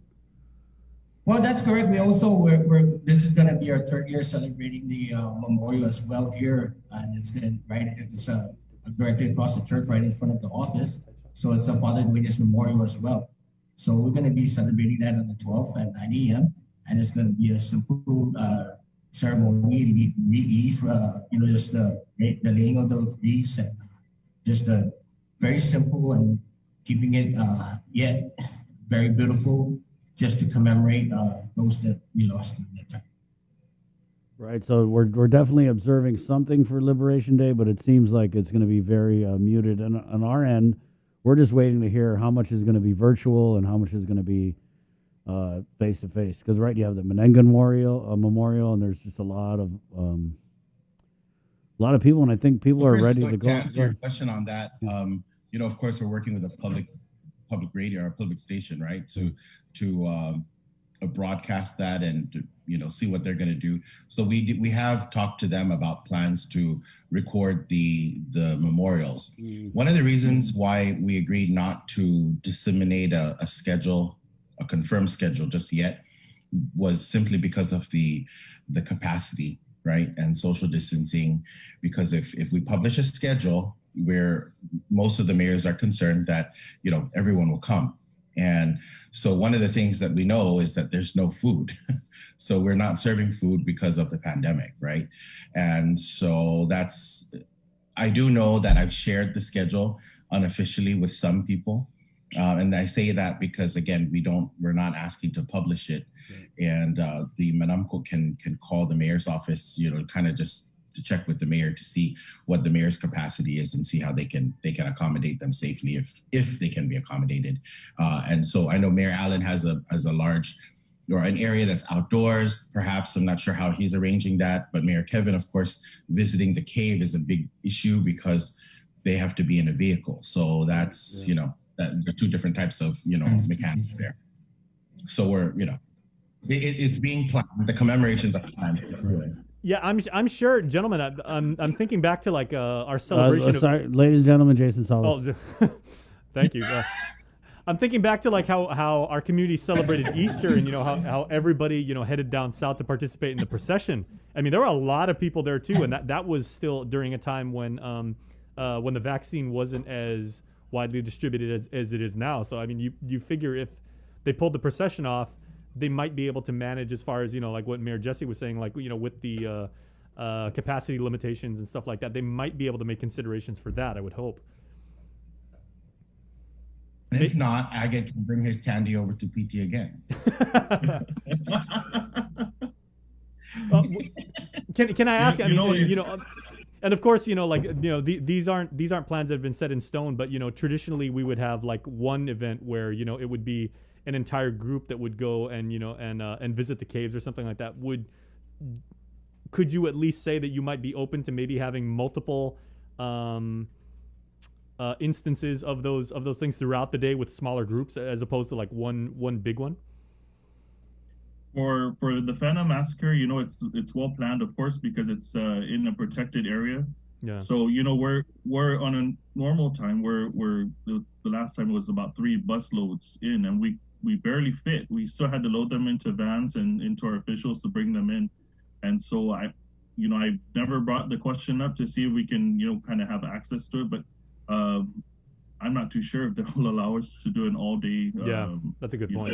Open pass, but I know that when we get in there, everything is very well organized, and we're on a time limit as we are in there, and we're escorted all the way from the time that we get into the base all the way till the time that we leave, because it is a naval mag. So it would be a great idea. However, I think even with when we went last year, we had to follow in very, very close, and with the Council General, it's only a handful of us, and there are military people waiting for us there as we entered and as we exited. So maybe kind of difficult for us. That's a good point. I mean, there are like a lot of moving parts to just do it once, and imagine trying to do that. No, I went on that FINA thing one year. I think it was a couple years ago, Mayor, before COVID, and you're right. I mean, just going into the cave, there's that little walkway. I don't see how you do it social distancing unless you're single file, and it seems like it would have to be highly regulated. Highly regulated. Yes. Let's switch gears and talk about the senior centers, because I don't know if you guys got the memo, but Auntie Lourdes said that you guys can open on July 1st. So what are you waiting for? Who wants to go first? Yeah, go ahead, Mayor Al. Mayor Al, you look like you're excited. I will go first to say that there is a plan, and the plan is being worked with the Division of Senior Citizens, and so we will be meeting with those mayors that have centers to let them know what the final phased-in plan is going to be. So we're right now we're at a stage where requisitions are being prepared for all the equipment that's necessary, but not only for the senior centers but also for adult daycare. And so we're hoping that by maybe mid-July, all of that will be taken care of, and then we're looking at, of course, making sure that structurally everything is prepared for the Manamco, because again, there's the entrance and exit issues that we have to be concerned about, and we're all following the guidelines that are given by the grantor, and that's what DSC is Division of Senior Citizens is concerned about, and that's what we're following. And so I did say that of course we couldn't do it, we couldn't act on it immediately when the pandemic hit, because we're waiting on their guidance.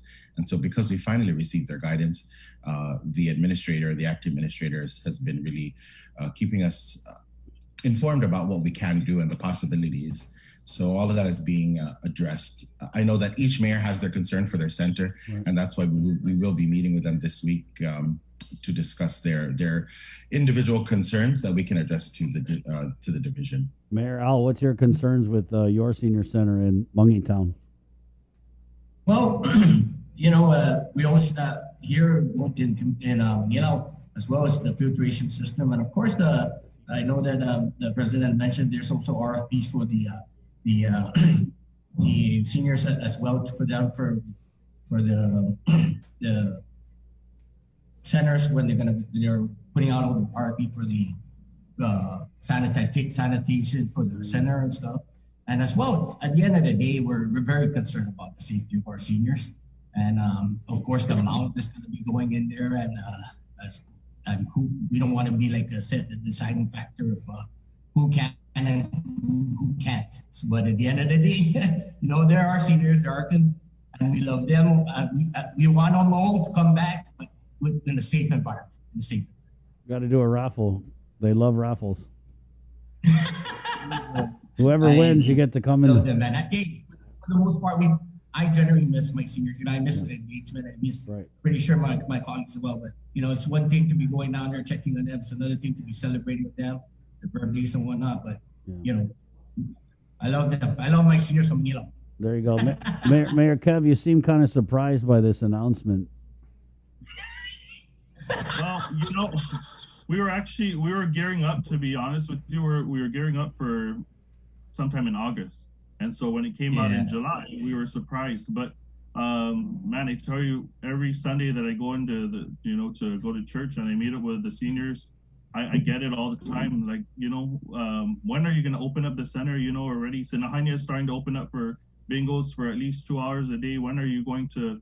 So, it's just reassuring them and uncle that we are going to reopen, but we just want to be safe while we are getting ready to prepare to take them back in. So I'm excited. I'm just as excited as they are to bring them back in, but I'm hopeful, as the president says, that, we get all of our RFPs together and we get all of the supplies down to the centers, because it's, I'm sure we'll be expecting a full house, and, that's going to be another challenge for us.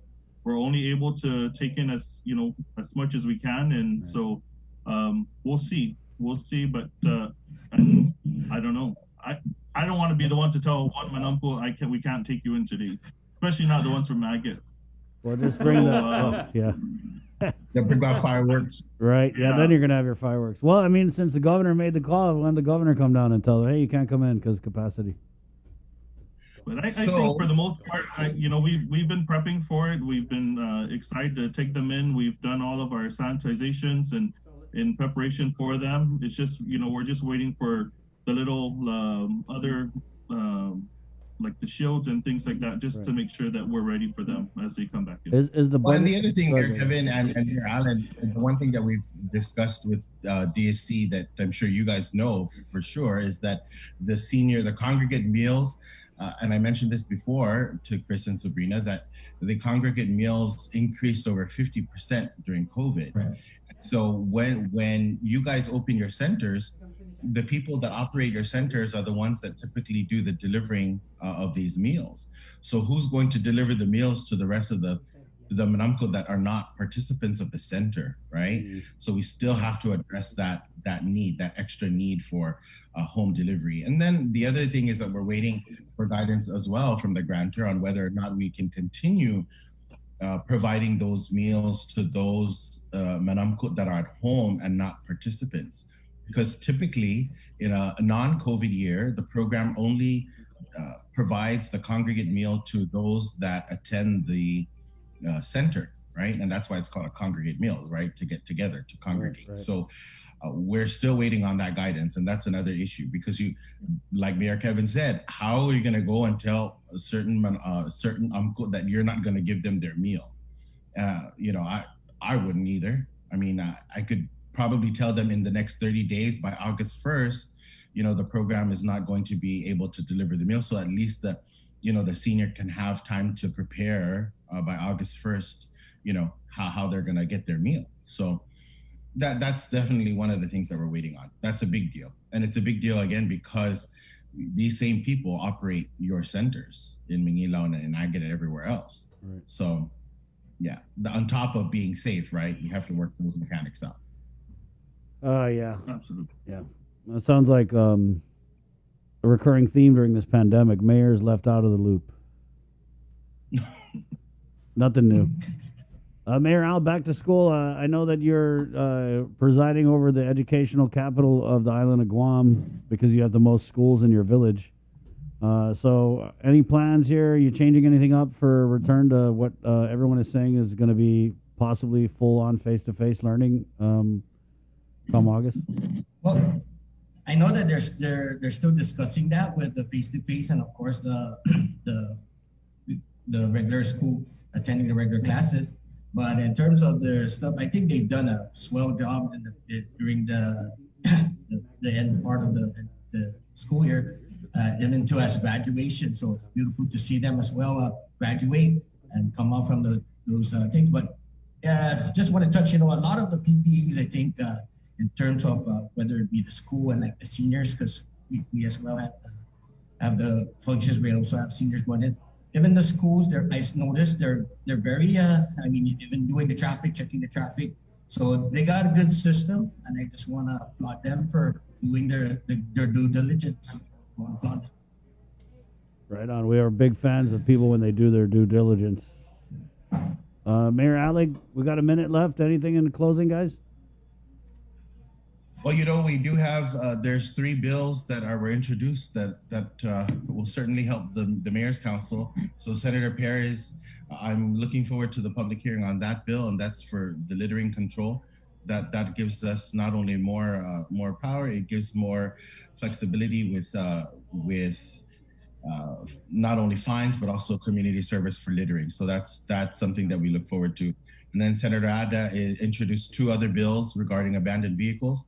And that too, we've been complaining about for years.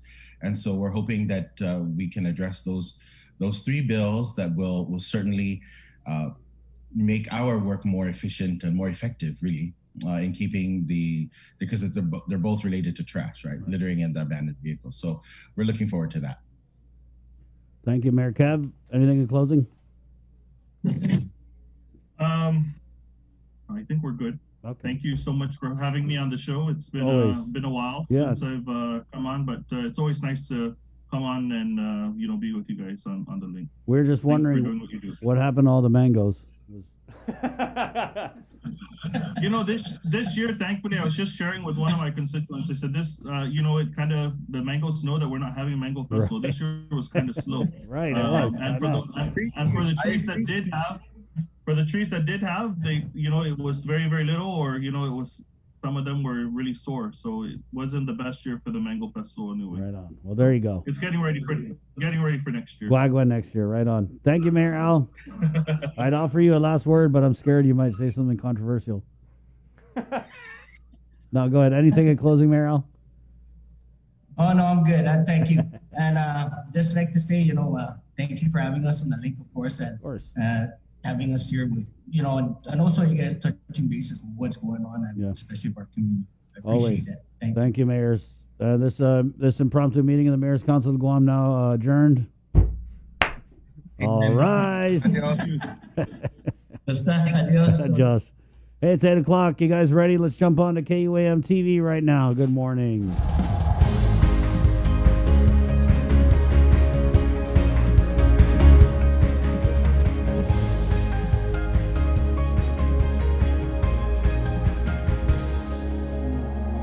Good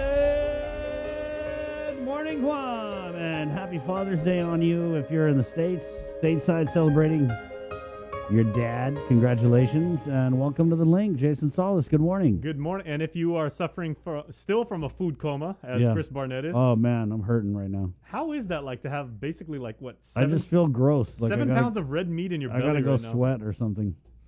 Oh, you got the meat sweats. I gotta go like get a sweat on or something, because man, it's not just even the meat, guys. So I've been okay. Like I'm not in this weight loss challenge thing, but I've been kind of exercising and kind of watching what I'm eating, moderately.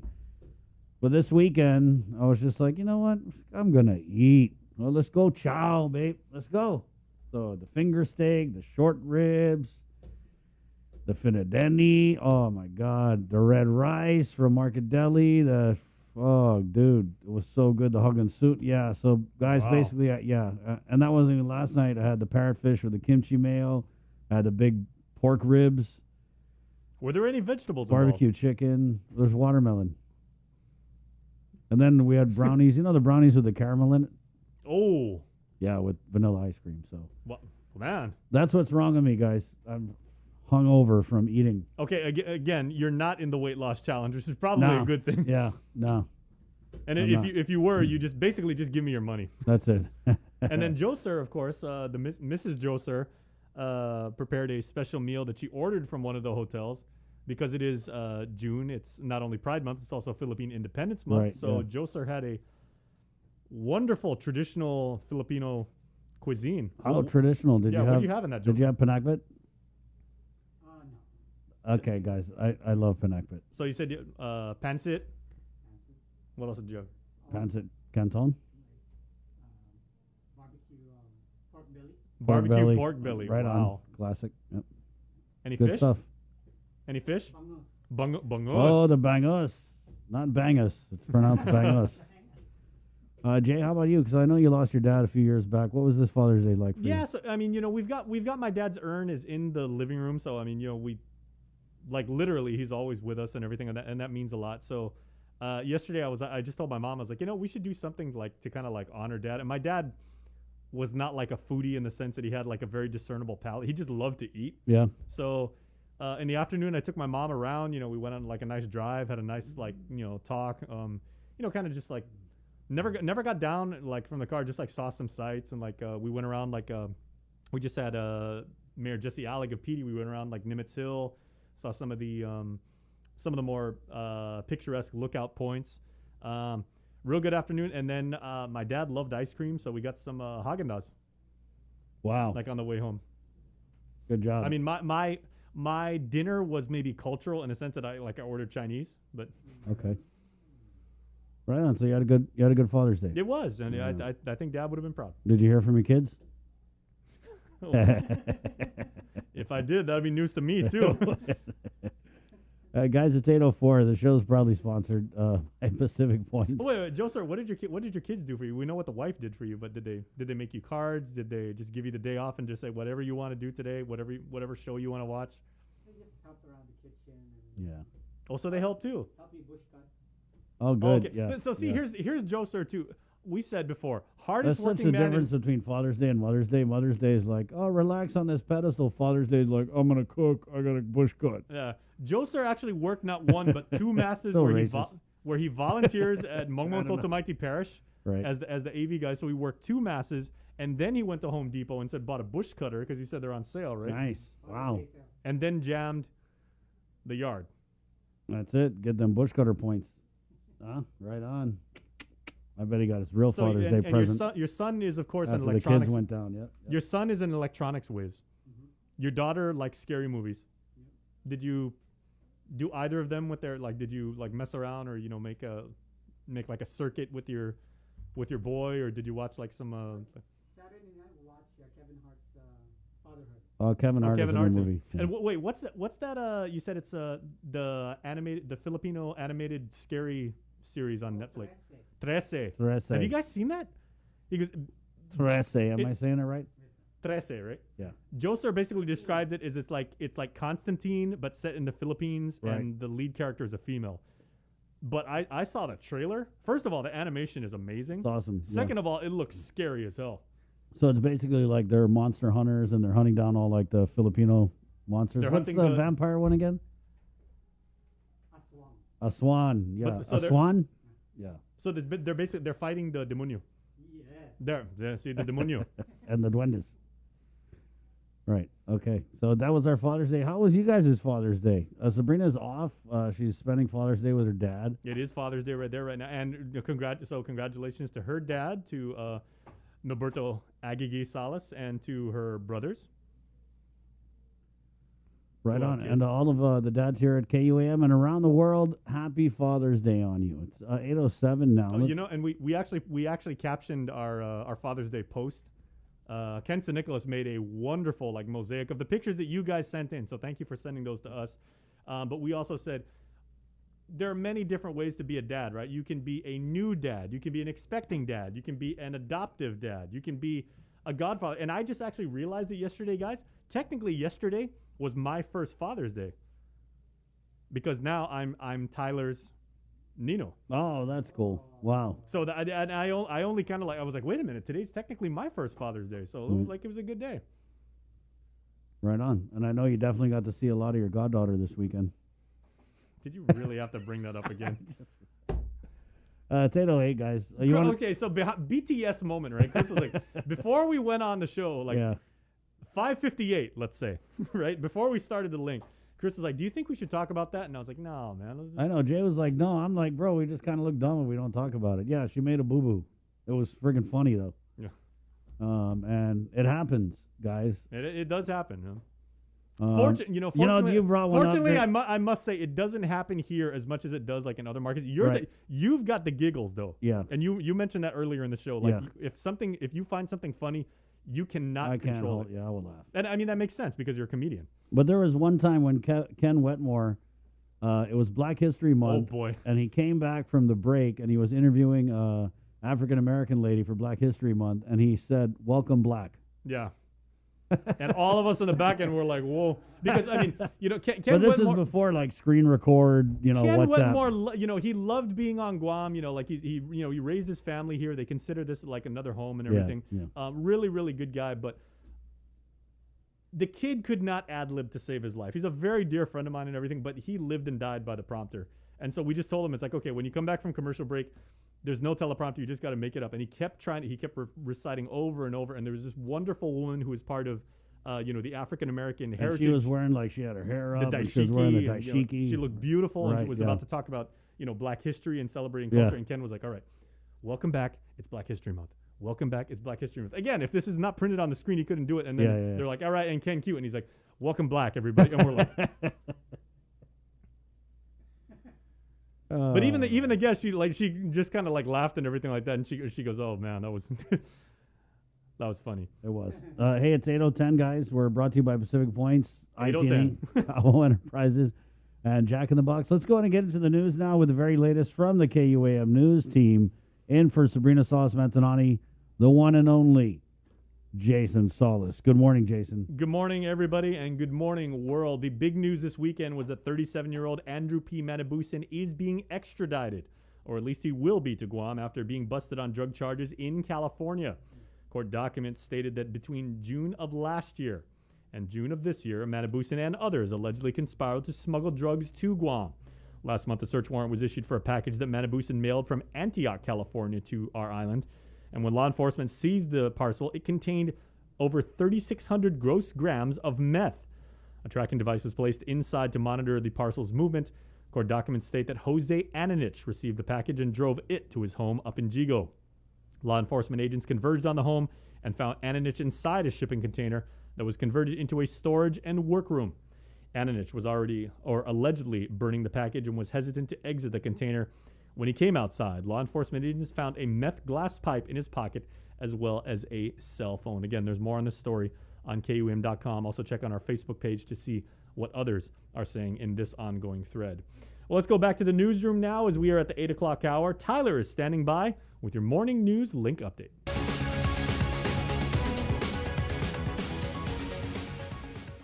Buenos and half a day, everyone. I'm Tyler Matanani with your headlines here on The Link. After only a day of deliberations, a jury of 12 returned a split verdict for George Chambers Jr. Chambers is accused of committing pandemic unemployment assistance or PUA fraud during the COVID-19 pandemic. He was found guilty of unsworn falsification as a misdemeanor and tampering with public records also as a misdemeanor. He was found not guilty for the third-degree felony charges of forgery and tampering with public records. Successfully prosecuting the first PUA fraud-related case to go to trial, Assistant Attorney General Dennis Lee. We just thank and appreciate the jury for doing their duties. We should note Chambers was nearly 4 hours late to his verdict reading. When asked if defense counsel William Bischoff had any comment. Thank you very much. Do you plan to appeal the... You really don't want. Do you plan to appeal? Yeah. We have to discuss that. Chambers said he plans to appeal. His sentencing was set for July 6th. Government nurses will be getting a nice new boost in pay. They are the first group to be adjusted as part of the government-wide review of the wage scale. The governor signed off on the new nurse pay plan during the ceremony today at Adelup. Initially, all across the board, the base salary of all the nurses is going to be increased by 15%. And then he looked at the various positions and responsibilities and the various nursing categories. For the hospital, they are going to, in addition to the 15% adjustment, they will also get a 25% differential. Guam Behavioral Health Center nurses will also get a 25% differential. Public health nurses will get an additional 15%, and school nurses will get an additional 10%. I want to start off with this and then do more studies later. I also want to emphasize that the nurse managers are also going to be given some adjustment, and I think Lillian and you guys, it's going to be giving them a one-step level up. The increases will be effective in August. Is it finally time to build a new prison? A bill has been introduced to fund the design and construction of a new correctional facility that would address long-standing issues from overcrowding to structural failures. Here's more.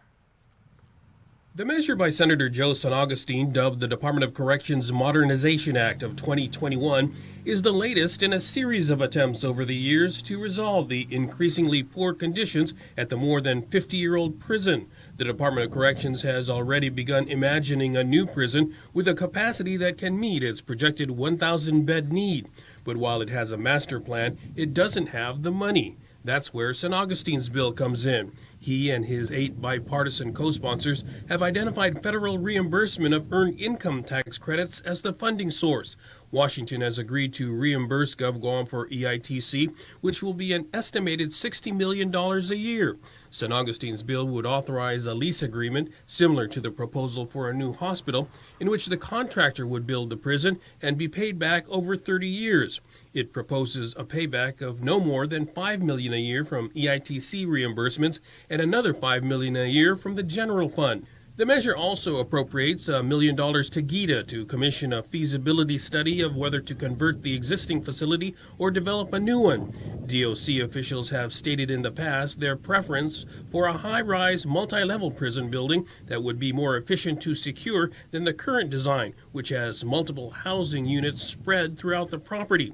A public hearing on the bill has not yet been set. For Guam's News Network, I'm Nestor Lecanto.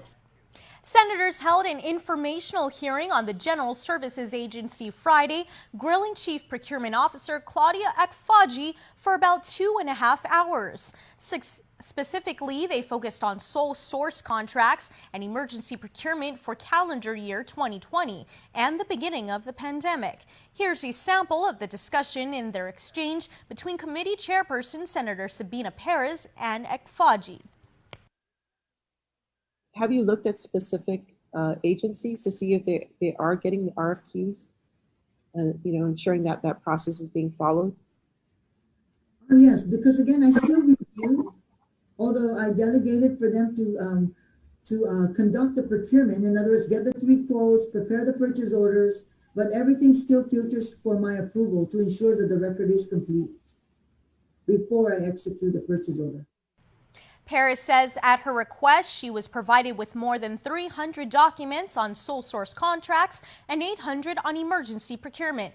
The discussion included questions on specific transactions and on general procurement procedures. From Colonel to Brigadier General, Christopher Frenchy Ferro was promoted Friday morning and assumed command of the Guam Air National Guard, nicknamed the Tautamonas. KUAM's Adriana Cotero takes us on Anderson Air Force Base for the historic event. It was his childhood dream to fly. I always wanted to fly, so I joined the Guard back in Hawaii to fly.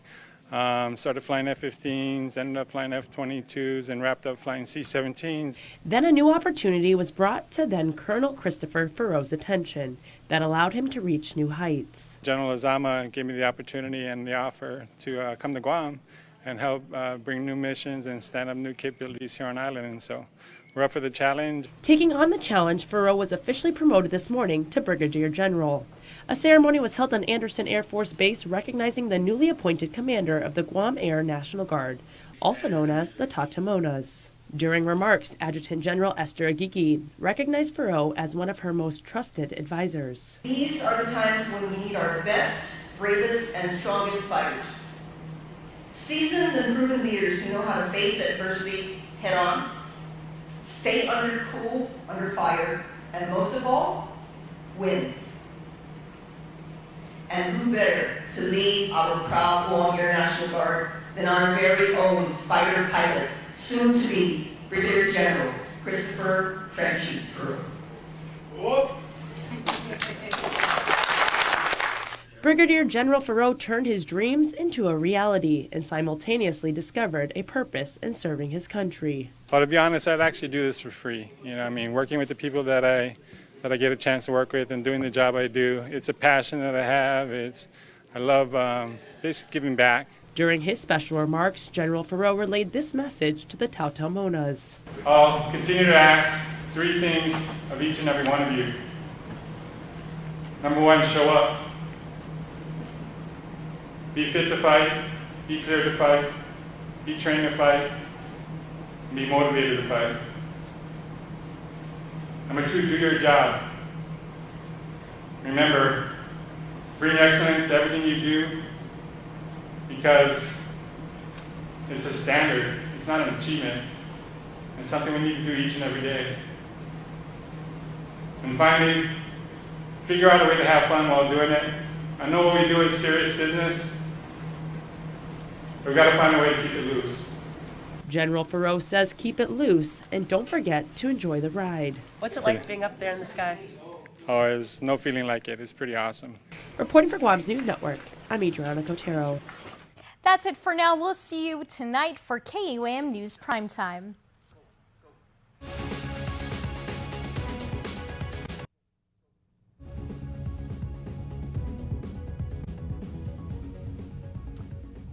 All right, guys, we have much more news coming up, but we are going to go to Landon Idlet. He is standing by at his office at the National Weather Service right now because I know he's got an 8:30, so we're going to bring him on a little bit early so he can tell you what exactly is going on with the weather. I know, Landon, good morning to you, first of all, Hafa, and there was a formation that you guys are keeping a key eye on, right?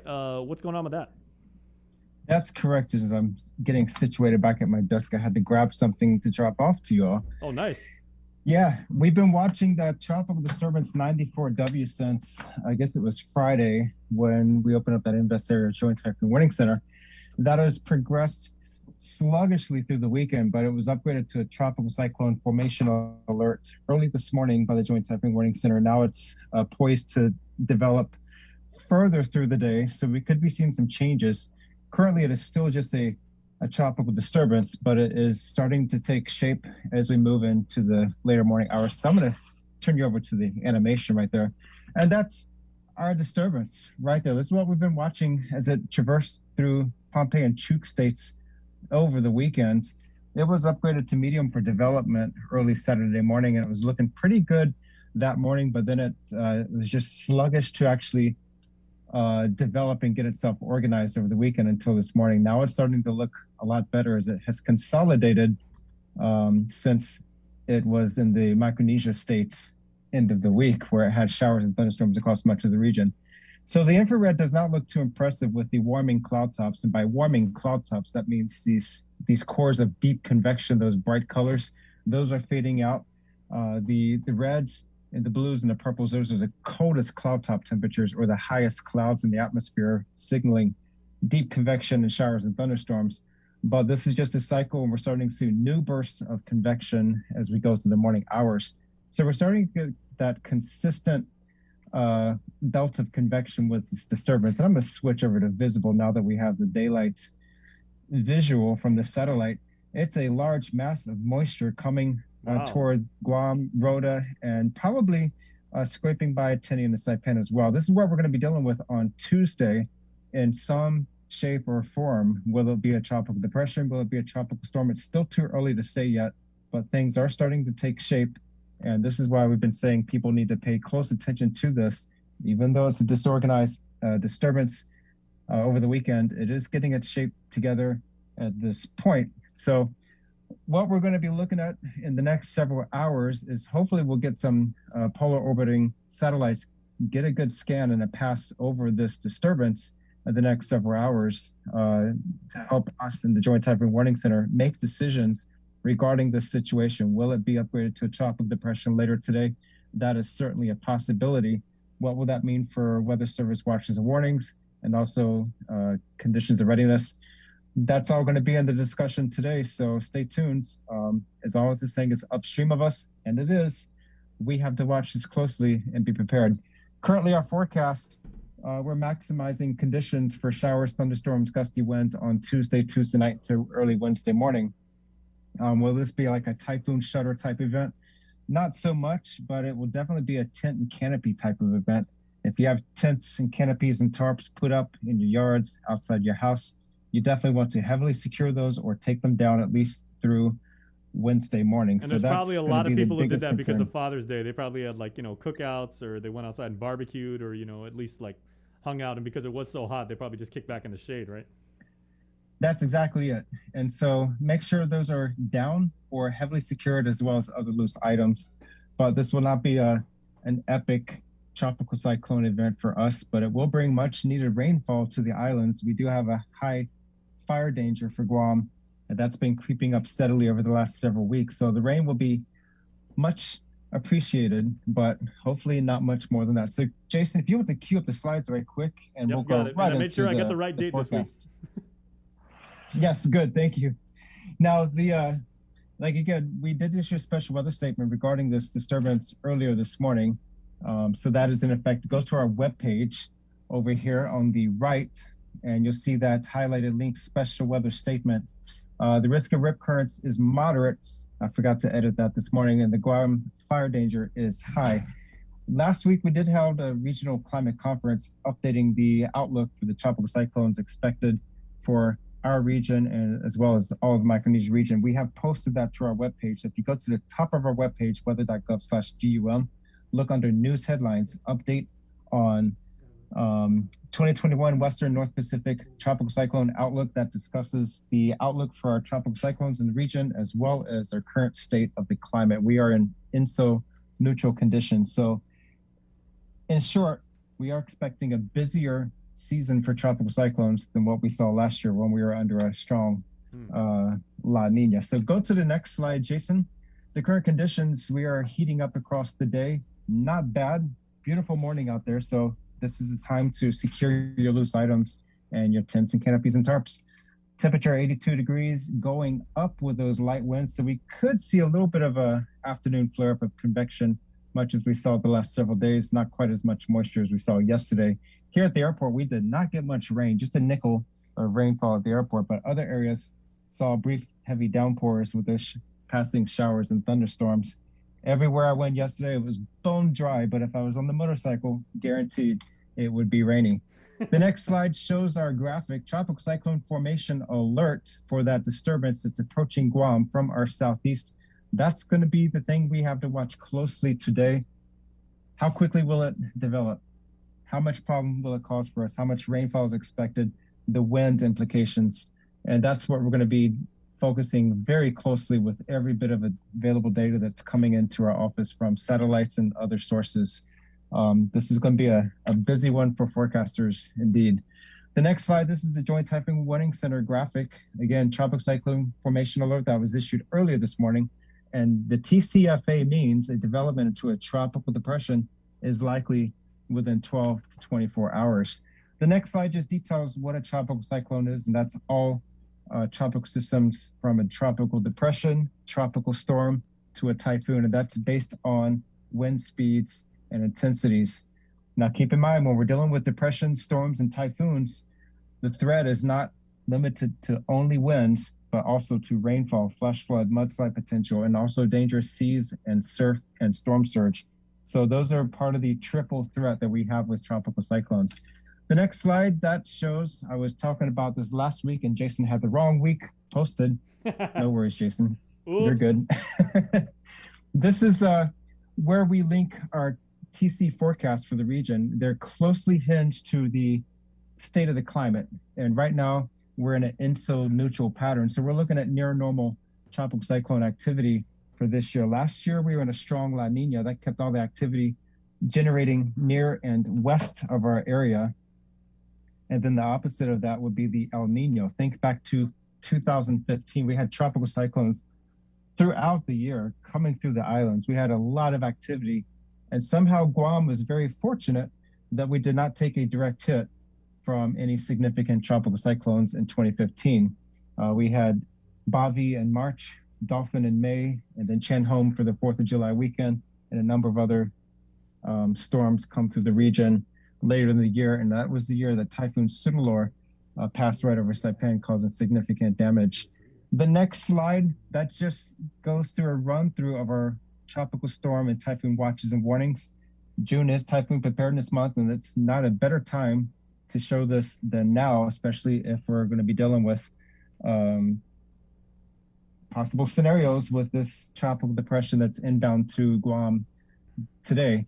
So tropical storm watch and typhoon watches and warnings, they're based on the onset of damaging winds. That's 39 miles per hour. That does not mean that is the time that the storm's going to pass over. That is when those damaging winds of 39 mile per hour winds are set to begin. And so tropical storm force winds, those are 39 miles per hour and greater.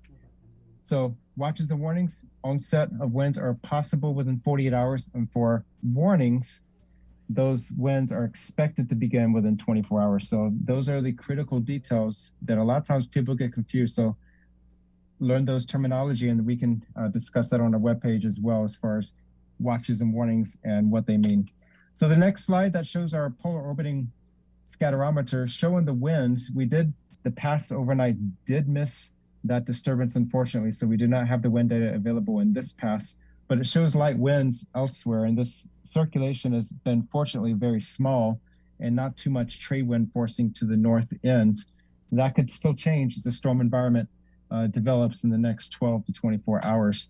The next slide, the seas and surf, they are flatlined for the last week, but we see that peak in the purple line. That's the model forecast for what we expect the waves to become. That's based off of the system passing through us, peaking around 6 or 7 feet on Tuesday. So seas and surf will climb rapidly as this thing approaches. So we could see hazardous conditions along east and south facing reefs, and possibly small craft advisories depending on the extent of the winds and the combined seas. And that's all I've got for you this morning. I did not have time to put the week ahead, but it does not look bad for the rest of the week for Guam and the CNMI. So yeah, the next 36 hours, that'll be the tricky part that we have to watch very closely. Stay tuned to our webpage, weather.gov/GUM, for short changed updates. And if this thing develops rapidly and we start having changes in our conditions or have to issue watches, join us on Facebook Live sometime this afternoon. We'll be broadcasting that on our Facebook page. I was just about to ask you that. Facebook page frequently. Yeah. Yes. Do you have an ETA of when you guys anticipate on going live in Facebook, so everybody can, kind of like stay? Or actually, what you can do is go to Facebook, make sure you follow Landon and his crew over there at NWS Guam, and then just enable the thing on Facebook when it says when they go live, you get the notification. And then Landon, if you That's correct.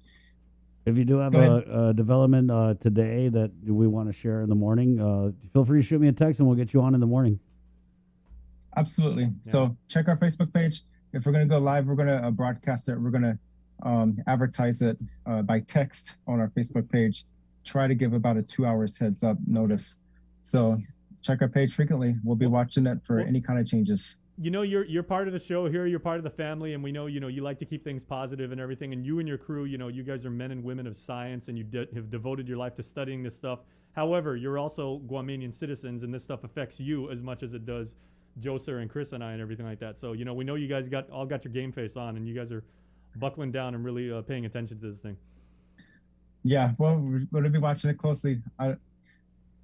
Apologies to my plants in my yard. They're going to have to blow around. I don't have time to get to them. But and as far as storm names, Mayor Hoffman was just WhatsApping me just now. He wants to name it after him. So let me talk to my counterparts in the Typhoon Committee and see what we can come up with. What letter are we on? Is it H or R? Well, we're not on letter, and I don't have the list with me with the Typhoon Committee names.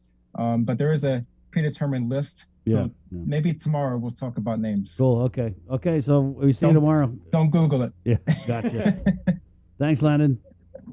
Thank you. All right. There you go. Landon Ilett from the National Weather Service. Brought to you by Docomo Pacific. It's work week, weather, Jay. So obviously they're keeping a very good eye on that. Yeah. So, and like you said, I mean, things are not expected to get terribly bad, but right now, with the uncertainty of what this weather system is going to do, it seems like it was just trudging along there. I remember I was supposed to go out, and I was saying I was supposed to take pictures of the Salvation Army's planned painting thing. They called me on Friday and they said, we're expecting some rain, so we just don't want to have volunteers come out and paint because the rain's going to wash it all away. It didn't even rain on Saturday. Right, and let's get back into the news again here on the link, brought to you by Pacific Points, IT&E, Cabo Enterprises, and Jack in the Box. Jason Solis now with more news. Good morning, Jason. All right, and we are going to tell you what's going on around the island in Guam's native tongue.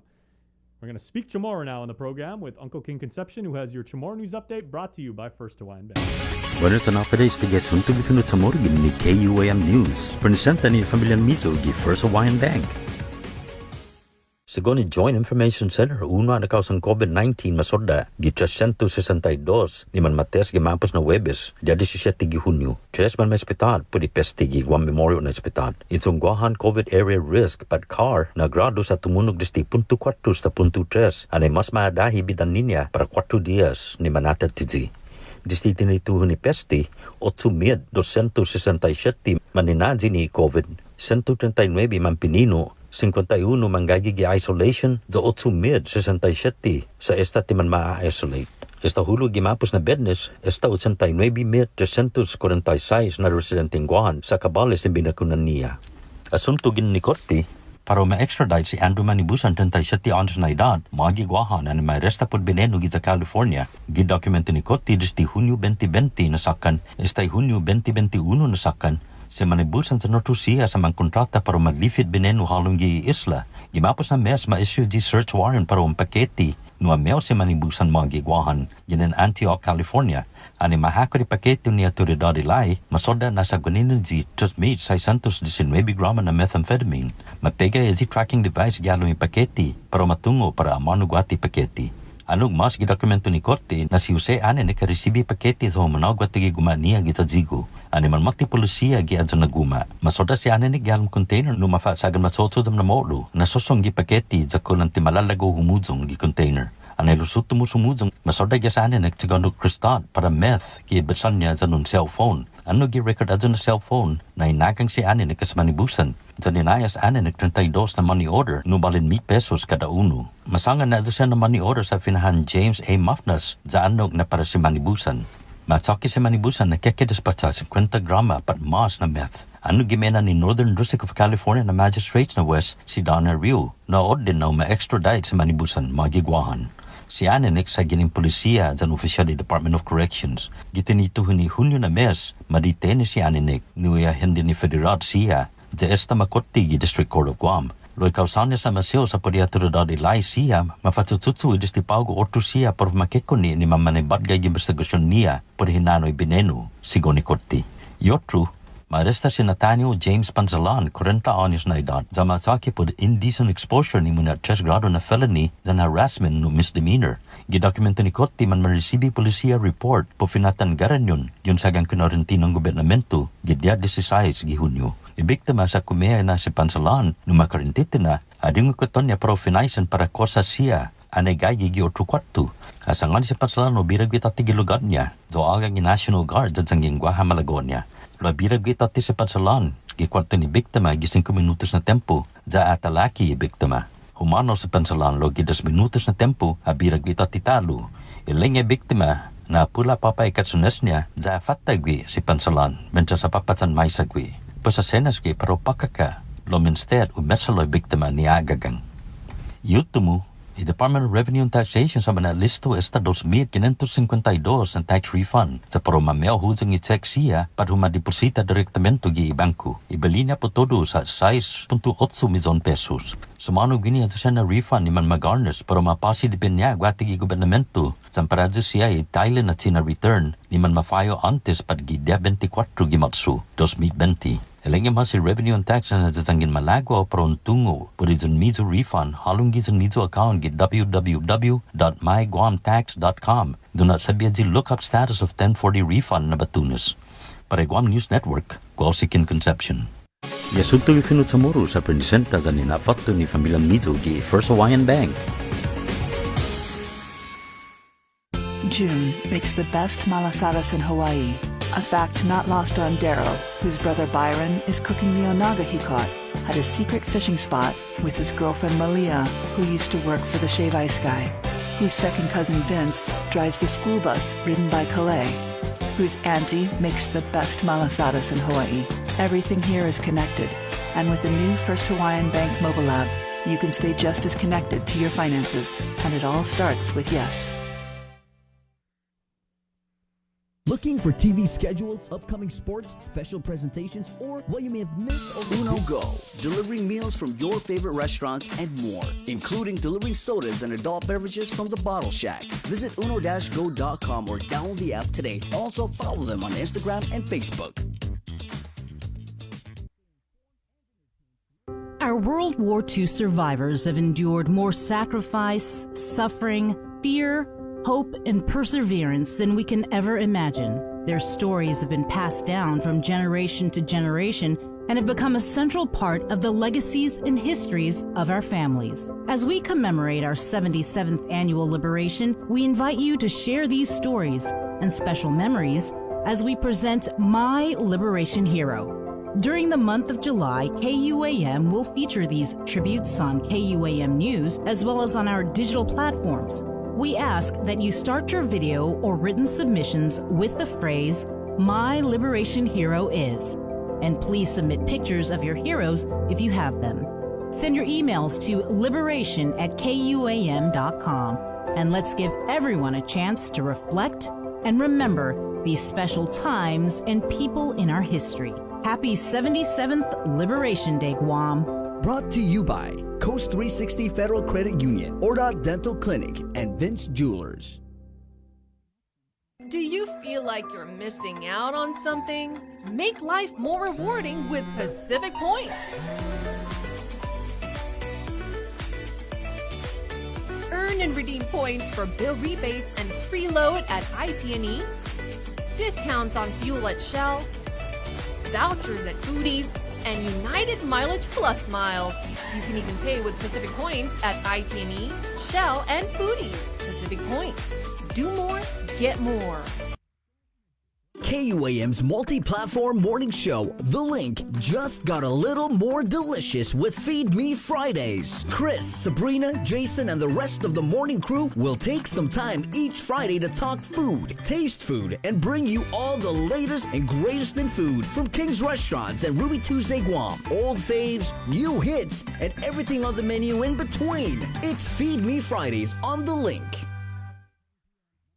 Catch SportsLink on the KUAM News Morning Show, The Link, every Friday to hear about the latest in sports news, game schedules, athlete profiles, and more. SportsLink. Brought to you each week by Cure Alkaline Water and Mariana's Irrigation and Landscape. Airs every Friday across the multimedia platforms of KUAM. Tune into the broadcast on Breeze 93.9 FM on KUAM TV 11, live streaming through the KUAM News Facebook page, or view highlights on YouTube, KUAM News Facebook, and Instagram. SportsLink is hosted by Dave Delgado through KUAM Sports, and he will make sure that everyone knows what is happening on the fields, in the gyms, and everywhere in between.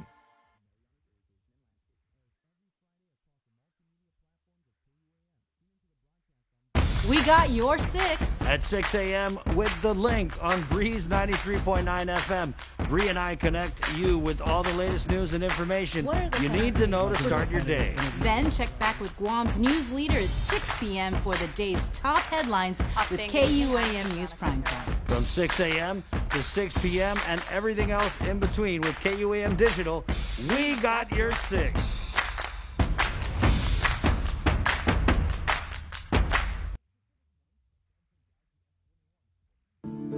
At any given moment, anyone can get infected with COVID. We've heard it many times over that it doesn't discriminate, that we're fighting an invisible enemy, we're all on the front lines, and I take that to heart. I wanted to do my part not just for the community, but also for my family. I couldn't bear the thought of bringing COVID home and infecting my son. I also wanted to travel, be able to see my parents and my brothers who I haven't seen in over a year. Now I get it, we all have to make a choice, so whatever you decide, weigh the risks and do what you feel is right. I'm Sabrina Salas Matanani, and I am a proud member of the vaccination.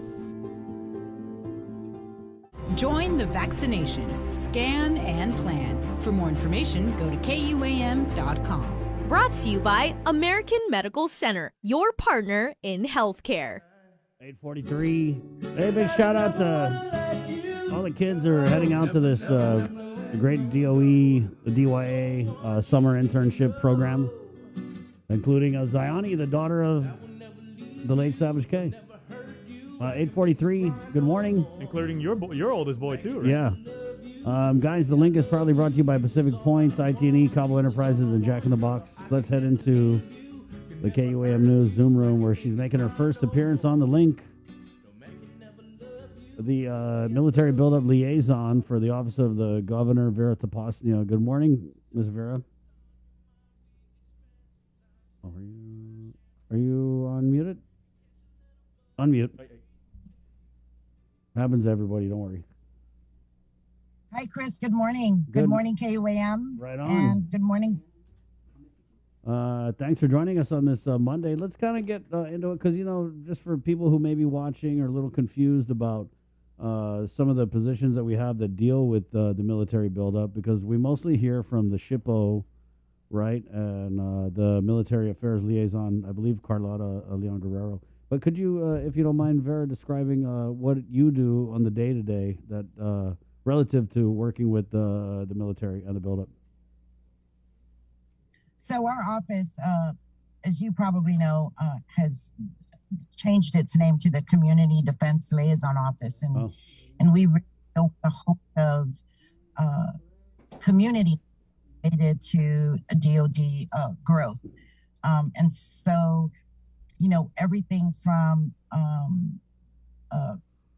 environmental impacts, mitigation studies, working with DoD, land issues, working with certainly the Gov Guam land team and DoD, and providing as much information on DoD actions, policies that either benefit or impact Guam, and providing that to the governor and the lieutenant governor. So many moving parts for sure, but we do work with Perlada, Leon Guerrero, and other government of Guam agencies in dealing with military growth.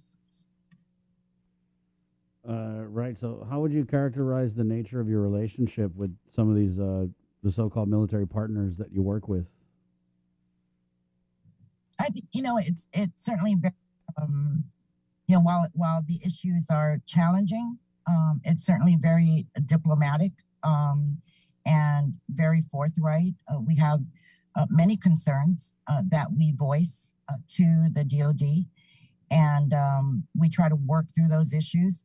Some of them we are stalemated, and we just go back to the table, Gov Guam and our team, certainly in discussions and consultation with the governor and the lieutenant governor, to come up with strategies that benefit the greater good and benefit the community. But I would say, to your question, I think the relationship certainly is a respectful one, but a very honest relationship. Can you give us an example of an issue that maybe you might have stalemated on that required further discussion, and maybe share with us any progress that may have been made or not made?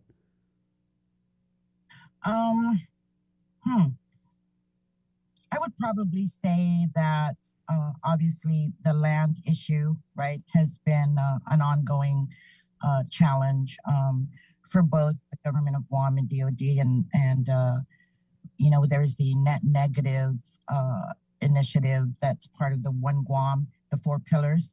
And so we have some very open and frank discussions about excess land, and we continue to discuss those issues. And the governor has been pretty transparent and honest about land issues. And it's something that we're working through with Department of Defense for some of these properties. And so that is a work in progress. And I think that that's something that's certainly a discussion that's been had over the course of many, many years. And we continue that dialogue and continue to discuss that. And every now and then we go back to the table and look at what the government of Guam what their needs are in terms of land use. So certainly a very sensitive, dynamic topic for the island of Guam, and that's an example of some of the probably more time-consuming and more strategic discussions that are being had. What can you tell us about this mysterious burial ceremony? Because we really have not been able to pierce the veil on this. We didn't get much out of Carlotta Leon Guerrero when we had her on, and we haven't been able to ask the governor about it. But everybody says, and I think it's been documented, that there was a burial ceremony for ancient Chamorro remains found up at the firing range site or the Marine base, one of those. But basically, they had this whole reburial ceremony, and there's just no record of it, no pictures. The public wasn't allowed to attend. So something big like that, right, where it would kind of just behoove the transparency of the whole build-up process, especially relative to like a lot of the discoveries that are going on up there at the firing range and the Marine base. Was there any discussion at all to kind of make this ceremony at least streamed or show pictures of it, or is this one of those things where you're stalemated and just not able to make progress? I wouldn't say that we were stalemated, but I do have to say that was led by the SHPO office as the regulatory agency that handles those types of build-up issues. And so in terms of,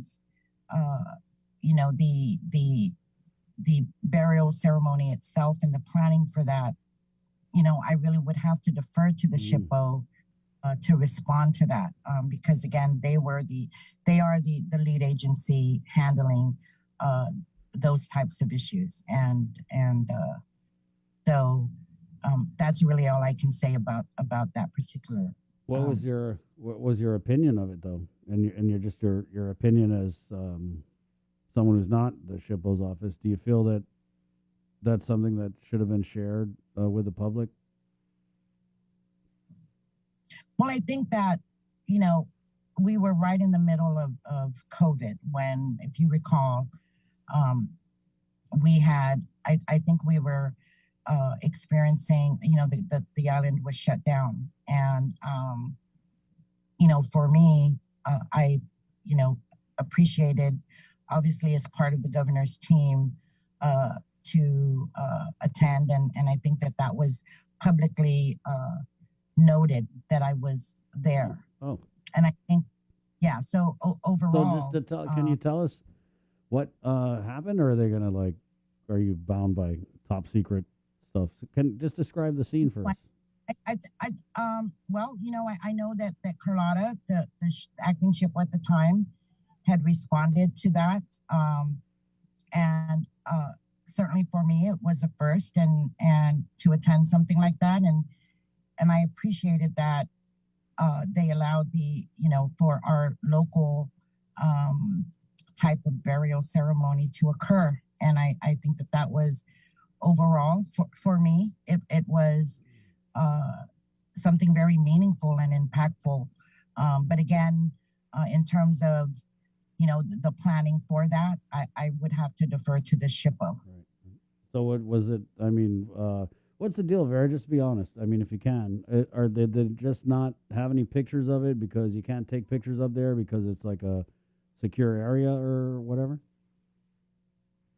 No, I honestly do not know if there were pictures. Again, I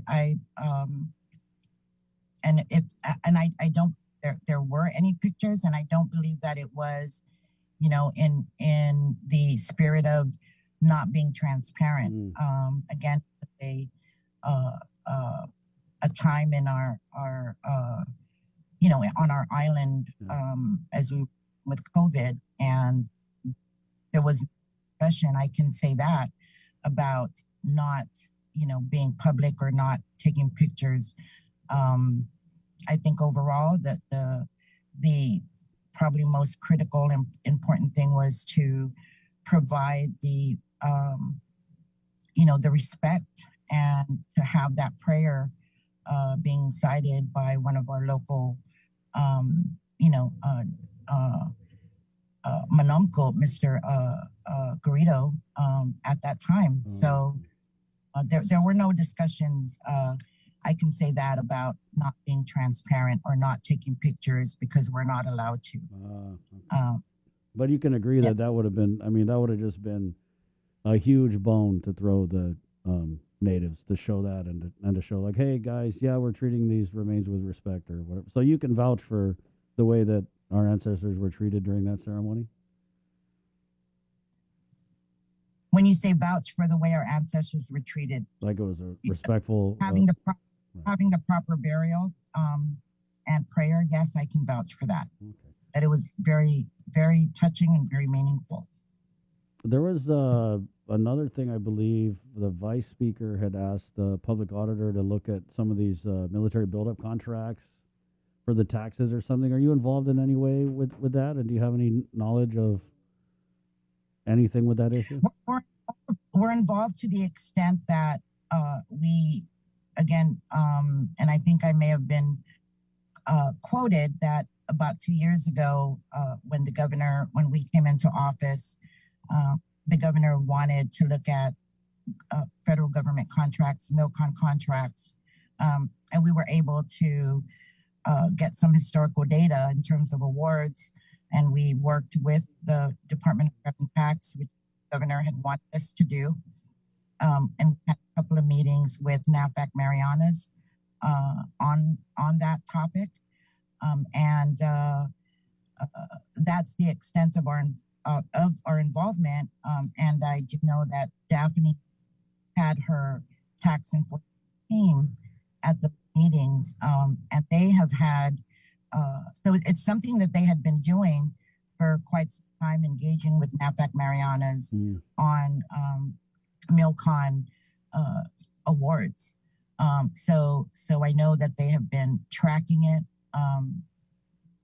And as you know, or you may know, DOD has language in their contracts that require local contractors to ensure that they follow local tax laws. So those are the types of discussions that we've had with Revenue-Tax and working on those issues. So what's the short answer? Do the MILCON, are they paying their local taxes, or is it just kind of like they hire the local people and then that's where the tax base is? Yeah, I could not, I can't answer that. I think Daphne would be, and Revenue-Tax would be in a better position to answer, who's paying, which contractors are paying taxes and that sort of thing.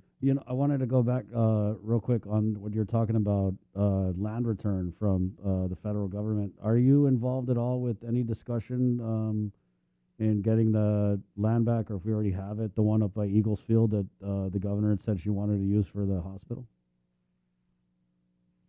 We are going through a leasing process for Eagles Field, and that has already, there is a joint team between Joint Region Marianas, NAFAC Marianas, and the government of Guam, the land team, which is led by Joe Borja. So we have a timeline for the lease, and it is moving rather quickly.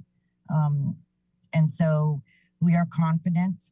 We have spoken to the Navy on many occasions and continue to dialogue with them on that timeline and keeping the timeline for the lease of the Eagle Field property for the new medical complex.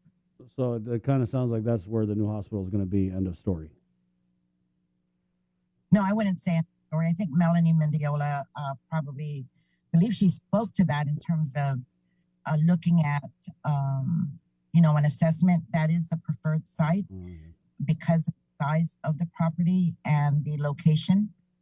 So certainly that is the governor's preference, and she stated that many times.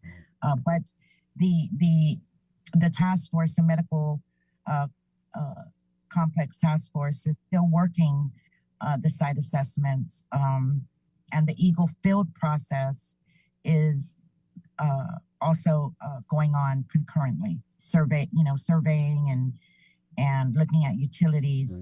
So that's happening concurrently with everything else that the task force is doing right now for the new hospital.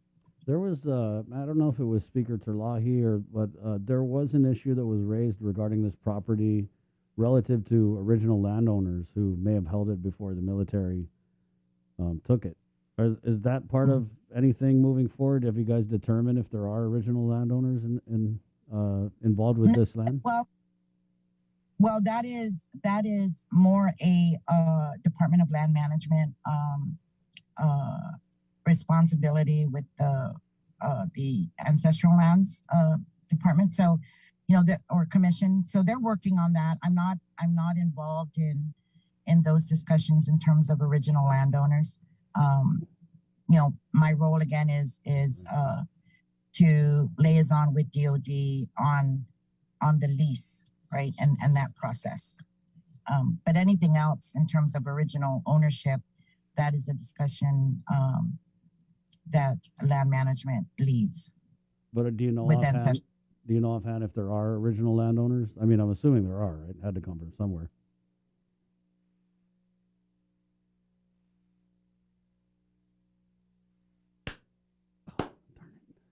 Hello? Yes, yeah, you are. Sometimes I clap when it freezes. But it works. I'm sorry, I didn't hear your last question. I just said offhand, do you know if there are original landowners involved with this? Because we get a lot of comments, and I just want to, do you know offhand? And then I can go ask Joe Bora. Yeah, no, I don't. Okay. I don't know the involvement of, or if, if there are original landowners.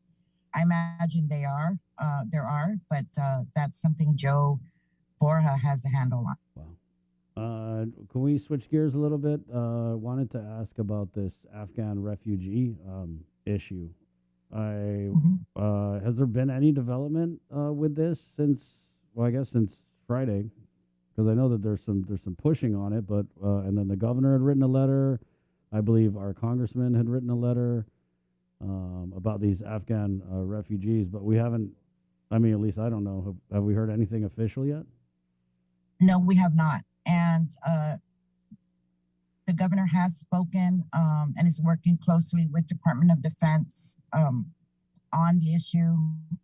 And she has been notified that if and when a decision is made, that she will be the first one notified. So that's pretty much where we are today. There is no official word. What are you hearing, though? Because it kind of seems like there's some... I just think the whole thing is weird. Like, who asked us? Who asked us if we want these Afghan refugees? You got all these people like, we'll take them. But there just has been nothing on paper or, I don't know, whispers. Are you hearing any whispers about it? No. Except, obviously, what you're saying, it's been in the public domain. And again, officially, there is no word. What we are doing, the governor and the lieutenant governor is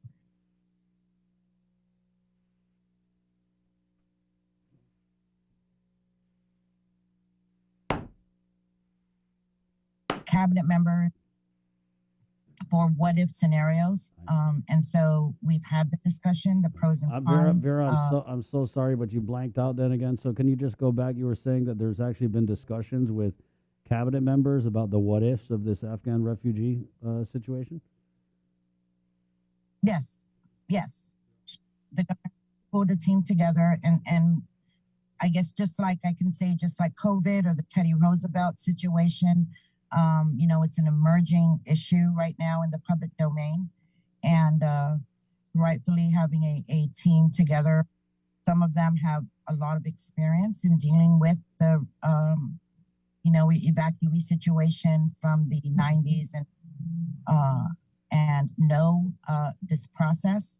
And so we've had a couple of meetings just to look at, the pros and cons, the what ifs, but that's the extent of what we're doing to be prepared for a possible, for an emerging situation such as this.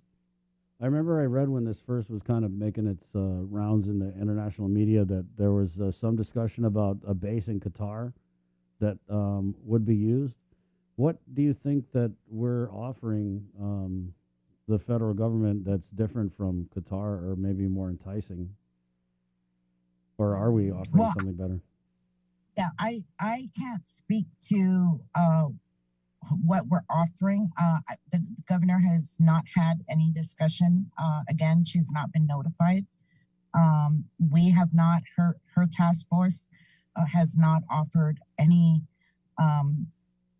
anything to anyone.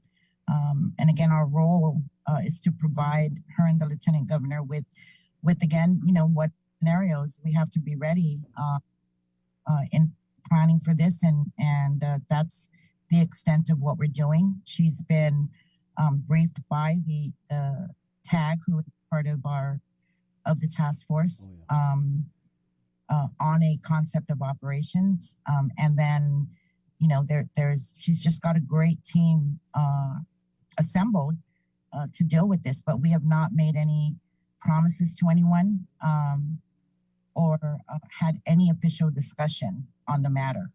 Can you tell us who else is on this task force? So we have General Agagi. Yeah, so if you just think about the COVID task force, right, which had basically, and the National Guard, the public health and GMH. We have logistics, the port and the airport, and then there's public safety, fire, and the police chiefs on the task force, as well as, our disaster response lead and communications in the team. So you have just specific, concerns that have been prioritized. And, it's the same team that has dealt with, COVID and Teddy Roosevelt situation and previous experience in dealing with these types of emerging issues. So have they had a few meetings? Have we already had the conversation, maybe the starter conversation, like, okay, can we do this? Yeah, we've had, what it's really the historical, right? What was done previously historically, right? And what is, the capacity today.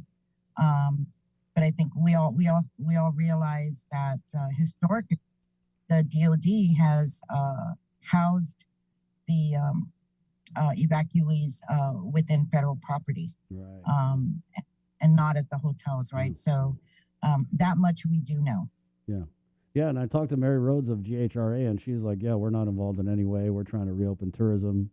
And I think they were also concerned a little bit about the security risk that we may be facing. I mean, God, there's just like a lot. There's COVID, right? Because I'm assuming none of these, I don't know if they're vaccinated. And then there's also the security risk where people talk about, double agents or whatever, sneaking in with the rest. So that's a pretty crazy issue. But Vera, do you have any idea about a timeline when we're going to go from this task force, which has met a couple times and has kind of, been tasked to handle the what ifs of it, to something on paper, official? I think I'd have to,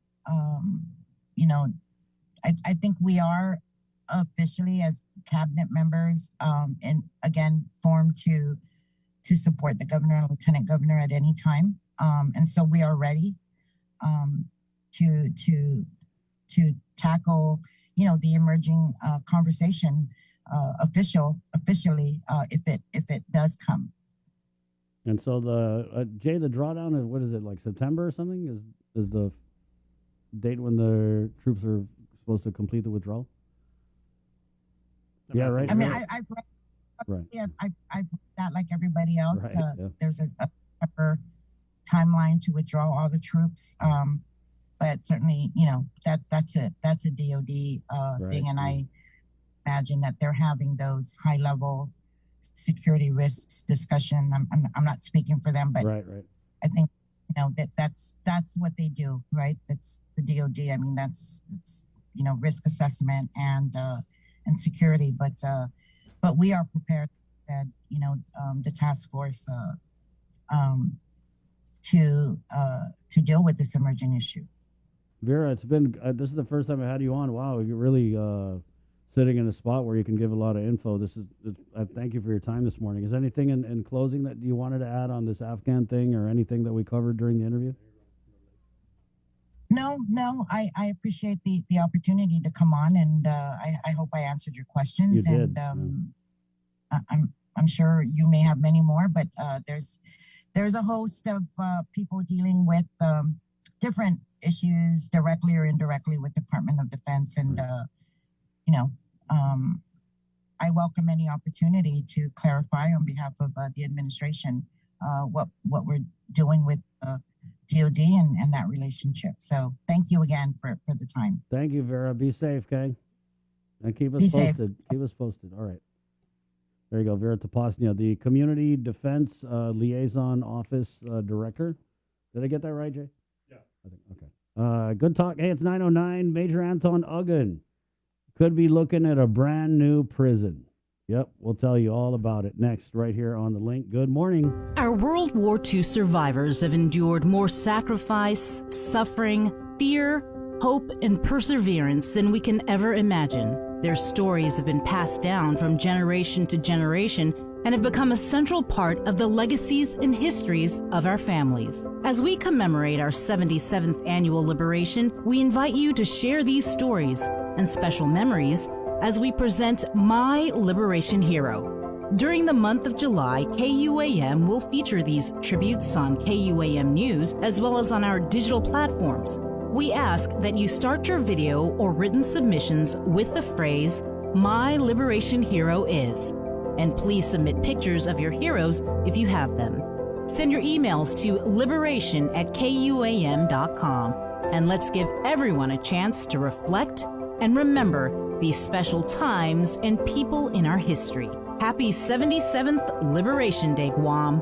Brought to you by Coast 360 Federal Credit Union, Ordot Dental Clinic, and Vince Jewelers. Do you feel like you're missing out on something? Make life more rewarding with Pacific Points. Earn and redeem points for bill rebates and free load at IT&E, discounts on fuel at Shell, vouchers at Foodies, and United Mileage Plus miles. You can even pay with Pacific Points at IT&E, Shell, and Foodies. Pacific Points. Do more, get more.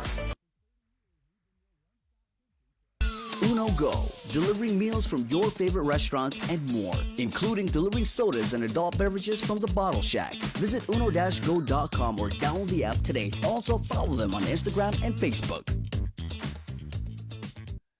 June makes the best malasadas in Hawaii, a fact not lost on Daryl, whose brother Byron is cooking the onaga he caught at a secret fishing spot with his girlfriend Malia, who used to work for the Shave Ice Guy, whose second cousin Vince drives the school bus ridden by Calais, whose auntie makes the best malasadas in Hawaii. Everything here is connected, and with the new First Hawaiian Bank mobile app, you can stay just as connected to your finances, and it all starts with yes. After a year with so many games and events delayed or unplayed, the world is ready for anything and everything in the world of sports. KUAM Communications is ready with more games, more championships, and more specials that are guaranteed to bring out the fan in you. Don't miss a minute of gameplay from NBC on KUAM TV 8 or from CBS on KUAM TV 11. Every month, we'll bring you the action and excitement. Brought to you locally by Michelob Ultra, Superior Light Beer, Marianas Irrigation and Landscape, and Docomo Pacific. Just more great reasons to tune in and turn on so you'll fall in love with TV again with the best from KUAM Communications. Catch SportsLink on the KUAM News Morning Show, The Link, every Friday to hear about the latest in sports news, game schedules, athlete profiles, and more. SportsLink, brought to you each week by Cure Alkaline Water and Marianas Irrigation and Landscape, airs every Friday across the multimedia platforms of KUAM. Tune into the broadcast on Breeze 93.9 FM on KUAM TV 11, live streaming through the KUAM News Facebook page, or view highlights on YouTube, KUAM News Facebook, and Instagram. SportsLink is hosted by Dave Delgado through KUAM Sports, and he will make sure that everyone knows what is happening on the fields, in the gyms, and everywhere in between. GU Self-Storage, conveniently located near the Harmon McDonald's. We offer affordable rates, online payments, and auto bill pay for your convenience. Plus gate access daily from 6 a.m. to 9 p.m. Call us today at 648-7867 for more information.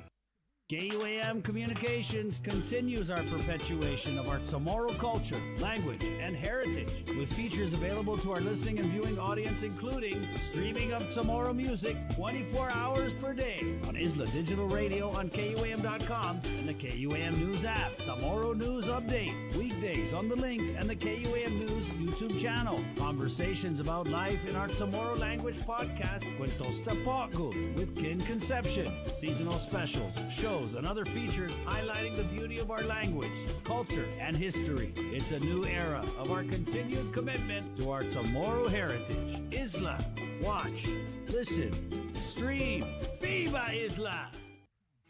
The relationship between Guam and Manila, Philippines is undeniable as we share similar cultural traditions, history, and heritage, with generations of Filipinos calling Guam home. KUAM presents a monthly look at the capital city featuring in-depth and engaging interviews on everything from medical tourism to new business and government leaders. Veteran newscaster Nestor Lecanto delivers Beyond Our Borders. This special program is brought to you by the Bank of Guam and KFC. My whole family is fully vaccinated because we understand the importance of it. I've seen my daughter, her boyfriend, and friends endure COVID, and I've lost family members because of the virus. I chose to get vaccinated to protect those around me, and most importantly, because of my parents. I'm Jonah Gancharfres, KUAM senior producer, and I'm a proud member of the vaccination. Join the vaccination. Scan and plan. For more information, go to KUAM.com. Brought to you by American Medical Center, your partner in healthcare. As a reporter, I often ask people what compelled them to get the COVID-19 vaccine. For me, someone who's lived through coronavirus, I can't help but fear the idea of possibly infecting others, unknowingly passing it along to someone with a lesser immune system, someone's mother, father, grandparent, or someone who wouldn't be as blessed to suffer only minor symptoms. When I contracted COVID, that is what weighed most on my heart and mind, and that's why I did everything in my power to prevent this from happening, by following public health protocols. And now I am doing the same thing, being mindful my decisions, choices, and actions don't only affect me, but the entire nation. So I chose to get vaccinated, simply to protect others. My name is Adriana Cotero. I'm a KUAM News reporter and anchor, and a proud member of the vaccination. Join the vaccination. Scan and plan. For more information, go to KUAM.com. Brought to you by American Medical Center, your partner in healthcare. Baby, it really hurt. Try to sell your body and your soul. It's the price you pay for rock and roll. Right on. Hey, good morning. It's 9:16 on The Link. Major Anton Ugan joining us from behind bars, the Department of Corrections. Good morning, Major. Good morning. Good morning, Chris. I'm curious. I look like I'm behind bars, but I am. I know. He's actually, you look like you're in the president's office. Yeah. Major, wanted to kind of start because I just thought about it when we were chatting here before the interview, but how was Father's Day for those fathers who are incarcerated or being held at the Department of Corrections? Well, unfortunately, it's probably pretty much the same. It's, we don't have visitation at this time, although we are working on it. Right now, we have about 400 prisoners that have been vaccinated. And we still have about 65 that are give or take, maybe 100 some, I guess, because our population is 560. About 100 some more that are not vaccinated.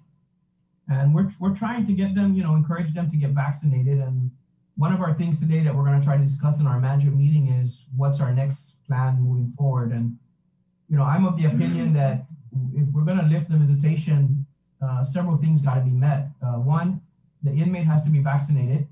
That's going to be no option for that. There's no alternative. And second, the family members of those coming in to visit, need to be vaccinated also. we have an obligation to protect the inmates, the staff, the entire facility. So I don't think that's unreasonable to require that the inmate and the family member be vaccinated. But that's something we will hammer out, later today or in the next few weeks, because we really want to open up the visitation. It's been a long time. Major, so it being Father's Day yesterday, did you guys get a lot of people dropping off stuff? Are they able to drop stuff on Sunday? No, sir, nothing on Sunday, but we do have regular incoming. I think today's the last day. All last week we had some incoming. We have, I think, for post 7 today or one of the units, and then that'll be, I think, until the end of this month again, and then we'll have another cycle of incoming. So we've been having that. We've been having incoming. Anything interesting happening with the incoming in terms of any contraband or items that are not allowed being seized? No, I haven't got any reports from the officers yet about anything that shouldn't be, authorized. I haven't heard anything in the last couple of weeks. We did have some contraband over the weekend that we found in Agana. They tried to throw it over the fence line in Agana, and the officers found it. Copenhagen, of course, lighters. I think some possible drugs were there.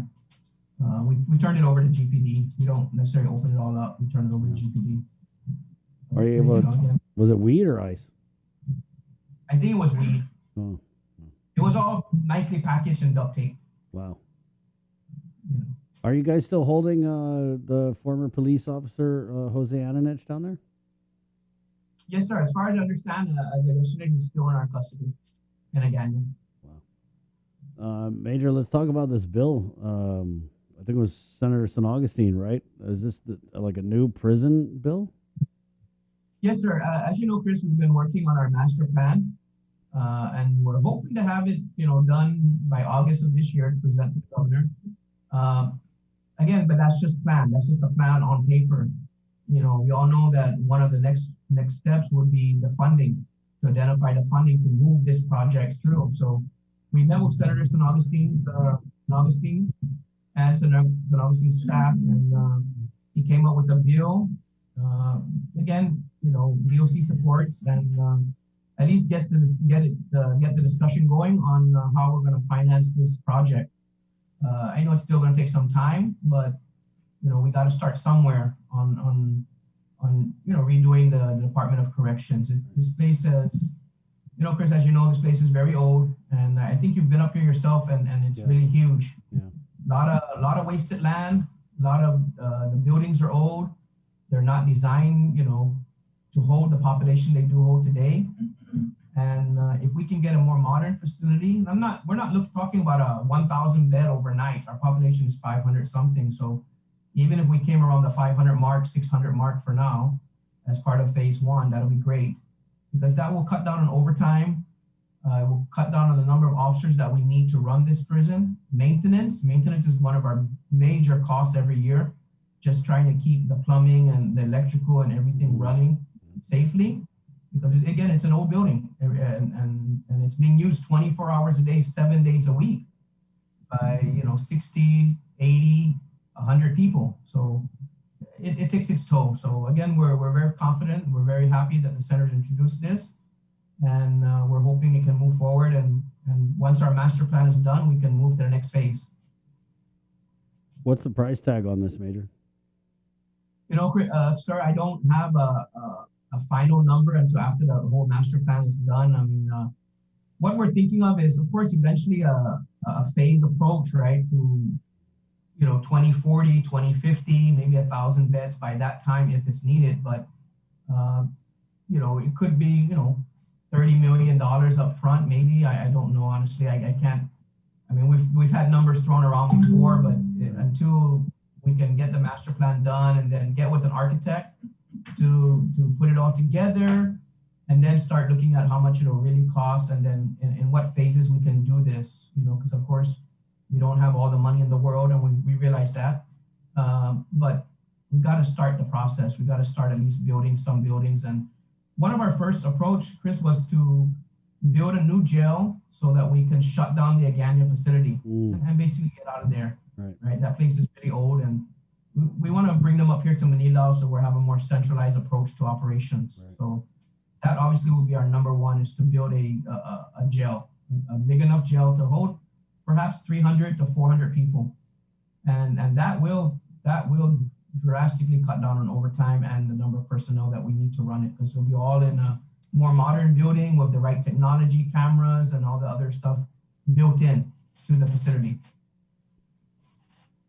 Wow, sounds like a good idea. Major, so with the new prison, not the jail one, but would that be built, as far as you know, at the existing compound in Mangilao too? Right now, Chris, yes, we're looking at using our existing footprint here. As we know, if we decide to go somewhere else, we're probably going to spend about 2 years just getting lynched by the community, having not in my backyard. I think we pretty much established. Yeah, we pretty much established ourselves up here, and we have enough land, if it's built properly, to redesign the current facility over the course of several years. So at this point, we're recommending that we kind of just stay up here and work with what we got. Right on. Major, are you guys still hiring right now? Yes, sir. There's still some job announcements. DOA still has, it's a continuous announcement. The director in our budget hearing did express that we still need to recruit and hire. And I know, like I said, about maybe 2 weeks ago, DOA was doing some written tests, and they were calling individuals in to take some tests. And that's step one of the process. And then it's the physical, then it's the interviews, and then the polygraph and background checks. So it's a lengthy process, but we are moving forward. Right on. How many are you anticipating on bringing on board, and how will that benefit the operations there at the prison? Well, what we did, Chris, is every time we lose a body, we went in and put down for recruitment, right? So I think right now our numbers, again, I have to double check it, but I think we're looking at about 15 to 20 at least. I mean, and that's also a safe number as far as the academy and trying to run an academy, but we're looking between 15 and 20. Hopefully we can get that process going. Right. All right, Major. I think that's about it. Anything in closing? Say again, sir? Anything in closing you'd like to share with us? Anything juicy? No, sir. No, sir. We did get our 3 interns today. So DOC is participating in the DYA, Guam Department of Education Summer Intern Program. And so we got our 3 students today that we are will be shadowing our management staff and some of our officers for the next 6 weeks. Hopefully when they're done, they decide they want to work at DOC. Fingers crossed. Right. Well, either they're going to decide they want to work at DOC, or they're going to decide they don't want to work at DOC. I'm hoping the latter. I'm hoping right. To say, wow, I want to work there. Right on. Well, good for you, Major. And so get a little bit on that. So they're just going to be shadowing the director? Well, not just the director. We got him up there right now with the warden. They're with the warden right now. But put him on our visitation area. We have parole, casework, other areas, divisions within our department, to have them shadow some of our senior staff and learn about the job of the different aspects of working in corrections. But it's not all about security. We have security, but we also have casework and programs and other divisions, parole, admin. We have admin, different things that make up the Department of Corrections, different divisions. Major, I wanted to ask real quick, because we asked about Jose Ananich. Well, the story that we had was, yes, I did, Bree. This Andrew Manabusan, who was busted here for allegedly mailing, what is this? God, this is crazy. So according to court documents, Andrew P. Manabusan will be extradited to Guam after being busted on drug charges in the state of California. According to these court docs, between June 2020 and June 2021, Manabusan and others allegedly conspired to smuggle drugs into Guam. Last month, a search warrant was issued for a package Manabusan mailed from Antioch, California to Guam. When law enforcement seized the package, it contained 3,617 gross grams of methamphetamine. Let me just do the math on that for you guys real quick. 3,617 divided by 28 is... Wow, so is that right, Major? Is that like 100-some pounds? Sorry, Chris, I wasn't doing the math with you. Yeah. But what's the math on your end? 3,600 17 gross grams. It sounds like a lot. It does, yeah. Yeah, let's ask Google. Jason's going to ask Google. Google's What like, is God, 3,617 grams in pounds? Right. Oh, 8 pounds. Thank you. Wow, I was way off. Rest in peace, Mr. Rollins, my math teacher. Sorry to embarrass you. Yeah, so anyway, the package contained 3,617 or 8 pounds of methamphetamine. A tracking device was placed inside to monitor its movement. Court documents state Jose Ananich received the package and drove it to his home in Jigo. Law enforcement agents converged on the home and found Ananich inside a shipping container that was converted into a storage and workroom. Ananich was allegedly burning the package and was hesitant to exit the container. God, I wish we had video of this. When he came outside, law enforcement agents found a methamphetamine glass pipe in his pocket and a cell phone. Telephone records show that Manabusan would contact Ananich using a specific phone number and that he would also receive payments from him, specifically 32 $1,000 U.S. postal money order payments, equaling $32,000. That math I could do. Court documents stated it's alleged that the money orders were purchased by an individual by the name of James A. Moffness and addressed to Manabusan. Manabusan is charged with conspiracy to distribute 50 or more grams of meth. He appeared last Wednesday before Northern District Court of California Magistrate Judge Donna Ryu, who ordered he be extradited to Guam. Ananich is a former police officer and former Department of Corrections officer. Wow, one of your own. Did you work with this guy, Major? Yes, sir, I did. Yes, I did. Did you know he was dirty at the time, or was it just like you weren't sure? Not at the time, sir. He left the department, I think, around 2003. Left the OC in about 2003. So at the time, no. I don't know what happened after he left the OC. Took him down this path, but took a wrong turn somewhere, right? Yeah. And his case is sealed for the reason that law enforcement is still working on others involved in an ongoing drug trafficking investigation. Right on. Oh, so I wanted to ask you, is Andrew Manabusan on Guam yet, or are you guys holding him? No, sir, we don't have that gentleman in custody. What about Nick Moore? No. He's not here yet. Do you know when he's coming? Do you know when Manabusan's coming? No, sir, I don't. It's okay, Major, just us. What do you know? No, they don't really tell us, sir, until they just show up on our door and says, surprise, we're here. Surprise! Guess who we got? All right, well, I guess I'll just keep it posted. Thank you, Major, for your time.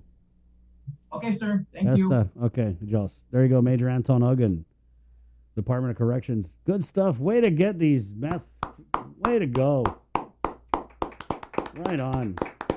Ha ha. Ha ha ha. Magazza. Ha ha.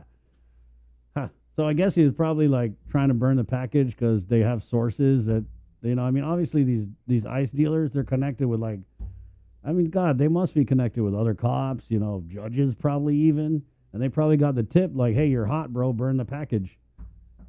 But God, burning up 8 pounds of meth, boy, that'll probably give you a headache. The fumes, sir, probably. Well, moral of the story, guys, don't do drugs, don't ship drugs, don't burn drugs, don't associate with people who ship, burn, or deal drugs, right? Just, guys, smoke weed. It's legal, okay?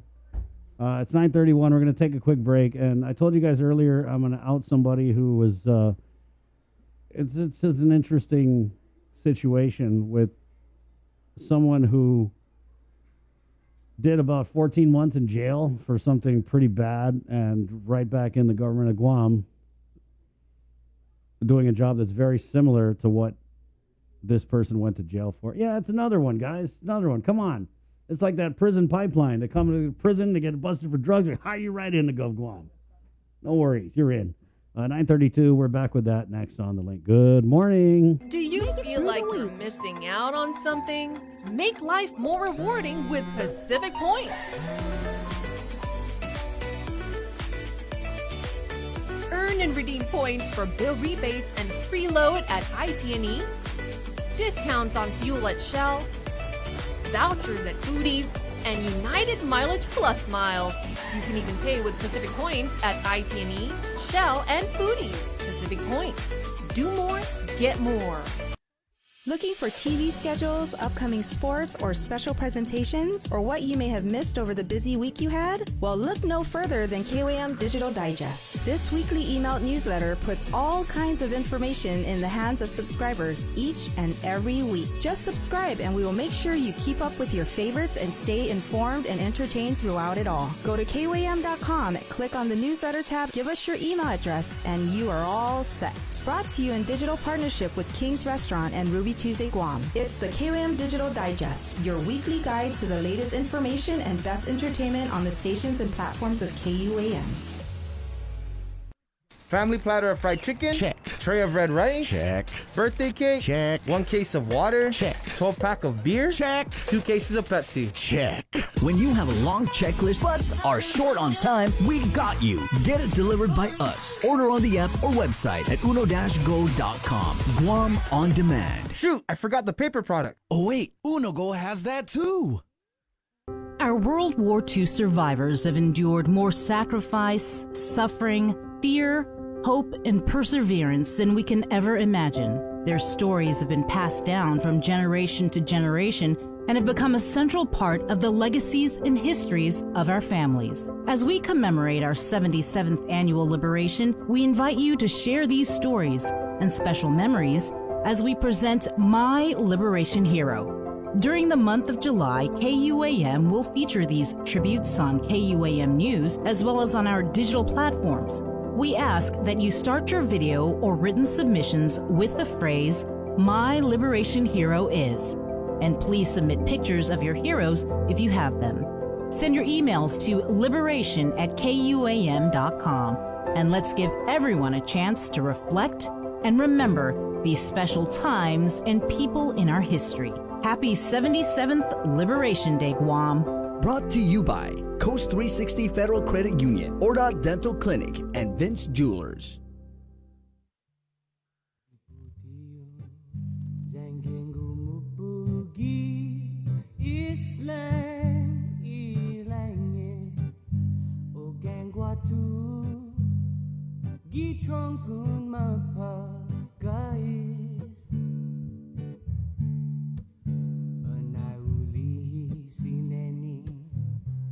Antis dia dinguju sasonga antis jumaigu na guaidaju haguneni haguna pelawan ugui fi ani jampuengi jatoku hao zenzo muju Matua Sablan.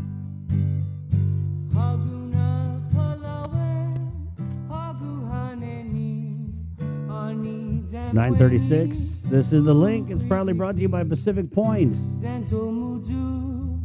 IT&E, Jack in the Box, and Calvo Enterprises. I want to start by playing this story that we ran over, I think it was Friday, about this. It's actually a great program. They have the AmeriCorps Veterans program, Jay. Yeah. So it's a brand new AmeriCorps program whose focus is on assisting vets, and they've been developing and trying to get young people to staff it. Right. And so we're just going to go ahead and play this story first here from the KUAM News team.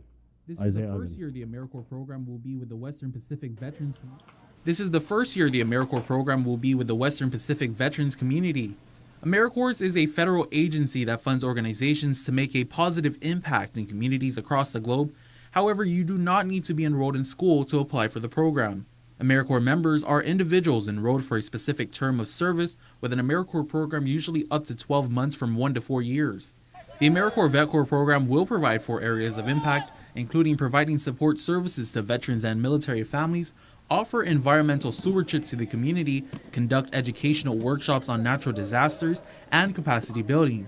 In an interview with KUAM News, VetCorps Program Director Andrea Cruz elaborates on the AmeriCorps program. Helping the veterans to transition into the community successfully by providing resources and assistance and support in helping them to do so. To be eligible for the program, you must be a citizen, national, or lawful permanent resident of the United States and 17 years of age or older.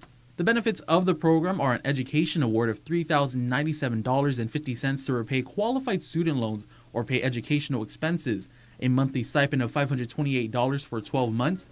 Grants can also be rolled over to your kids' education and are valid for 7 years. While looking to onboard 70 island residents into the program, Cruz shares why Guamanians should consider applying. Well, because the veterans serve, so they deserve a quality of care. They went out, they served our country, so I believe that, the biggest reward of being in VetCorps is giving back to these veterans for protecting our freedom. Those interested can pick up hard copy applications at the Serve Guam Commission on the second floor of the GCIC building. To apply or for more details, email ac.vetcorps.guam@gmail.com, or you can also call 671-678-3313. Reporting for that story about this AmeriCorps Veterans program, they're headed up by Andrea Montiel Cruz, who, I was watching this story and I was like, dude, this lady looks really familiar. And so, me and the Google, I was able to Google her, and can we pop up that picture, guys? This is the same woman who was in 2019. God, 2019, that was just the other year. In 2019, this woman was convicted in a diploma scam and sentenced to 14 months. She tricked people into paying her for fraudulent diplomas and was sentenced in October 2019, 14 months in prison. Andrea Montiel Cruz pled guilty to aggravated theft by deception as a third-degree felony. And my favorite, this actually gets you hired quickly into the government of Guam. Wait for it. Official misconduct. That's right. They saw that on her and they're like, oh, you're in. That's it. Highly qualified. We're going to make you the director of a whole ass program. Yeah, this pissed me off over the weekend. Authorities learned of her diploma scam after some of her clients tried to enroll at the Guam Community College with diplomas from BAM. That was what this woman was fraudulently selling to people. Believe, Achieve, Motivated, a purported private tutoring school, court documents stated. GCC flagged the BAM diplomas, which had Guam Department of Education logos, and alerted authorities, court documents state. The BAM Facebook page described itself as a credit recovery program and homeschool alternative to education. BAM participants told authorities they contacted Cruz, and after they paid her between $200 and $400, she gave them a diploma and purported transcripts with their names on it, court documents state. She said they could be used for education and employment. Cruz didn't have a business license to operate BAM. At her sentencing, she cried throughout the hearing. When it came time for her to speak, she asked for forgiveness from the court and community. I made a mistake. I did wrong. I'm begging the court for mercy. Judge Anita Sicola, oh man, we need to bring her back, right? She was a hard judge. Nowadays, these judges, it's like they're friends with the criminals in a lot of cases. It's crazy. Judge Anita Sicola said Cruz abused her position of trust. You gave them false hope, she said, before handing down her 14-month sentence. Assistant Attorney General Jeremy Kemper, reading from a letter of a victim's mother, said Cruz was a liar and a cheat. She gave hope to a lot of people trying to get by in life. I hope these people get their money back. She was ordered by the judge to pay back over $5,000 to the victims. In exchange for her guilty plea, Cruz must also cooperate with the government in a federal drug trial. Oh, that's great. This is good. Way to go, AmeriCorps. Yeah, she's got to cooperate with the government in a federal drug trial against Maria Untalan. So she's a snitch, too. Veronica Untalan, Nathan Borja, and Ryan Untalan, her plea deal states she had faced up to 3 years in prison As part of her plea deal, the prosecution dismissed charges of impersonation, possession of a Schedule II controlled substance, 11 counts of theft by deception, and 18 counts of criminal simulation. She's ordered to stay away from 17 named victims during her 3-year probation period, and she'll get credit for 133 days of time served. She was released before trial, but violated her conditions, so in May her release was revoked. Well, if that doesn't make your day, I don't know what will. I mean, and this official misconduct, there's a bill in the legislature Senator Joanne Brown had introduced because the lieutenant governor's brother-in-law, who was part of this whole prison scam involving the dealing of crystal meth, was hired on at the port. And at the time he was hired on at the port, of course, everyone was like, man, this sucks. He's convicted of official misconduct. But it was legal because the law doesn't say anything about that. So Senator Brown introduced a bill. But the problem is, because of the political ramifications of this bill, which is basically, if you support this bill, Josh Tenorio thinks you're going after his nyao. I mean, that's what it is. No one wants to support it. There's like 3 people. It's stuck in committee, which I think is terrible because, I mean, really, is there any reason why we should be hiring a woman with this kind of criminal history to run a program for veterans? I mean, I could understand if you freaking hire her as like a clerk type as one, right? But you're going to hire her back and put her in a trusted position when she very clearly could not handle the trusted position that she was in just a couple years ago? Guys, I don't know what is going on with this administration or how. I just don't know. It just doesn't hold up to me. I don't understand. There's like so many people out there who need jobs, right? There's people on the PUA. Like you couldn't find anybody else out there who didn't just get out of jail to go run this program for our veterans. You couldn't. I don't get it. I really don't get it. Obviously, she's very connected to somebody. I think she's probably even related to the director of the AmeriCorps.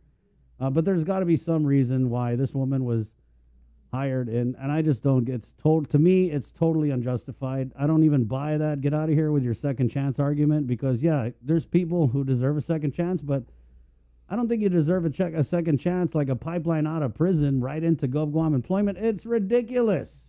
It's 2 thumbs down. We're not freaking idiots, guys. I mean, there's a lot of people out there who have the experience to run a program like this who didn't get busted and go to prison for scamming people for fake. I mean, God, Lord, is she cooking up some kind of scam right now with the veterans? Refresh my memory.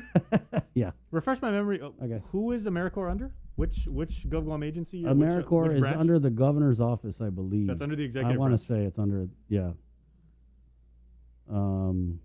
Yeah, it's ridiculous. And guys, you know what's crazy? It was sitting right in front of our face. When I saw this interview with this lady, I was like, hey, wait a second. Andrea? That sounds familiar. And so anyway, guys, that's what it is, what it is. It is what it is. Is anything going to happen? Hell no. She's going to continue to get a paycheck, guys. They want to rub it in your face. Meanwhile, all you hardworking people out there who don't have a criminal history, guess what? Yeah, your application's probably got cobwebs on it because you don't have the connect, now. You don't have the connect, right? And apparently, the people with the connects, it's the drug dealers. You're not in. Yeah, you're not. Sorry, sir. Thank you for that. I was just going to say it. Yeah, but it's crazy because we're not just talking about like regular ass criminals. We're talking about people who are involved with crystal methamphetamine. They have an into your government. They do.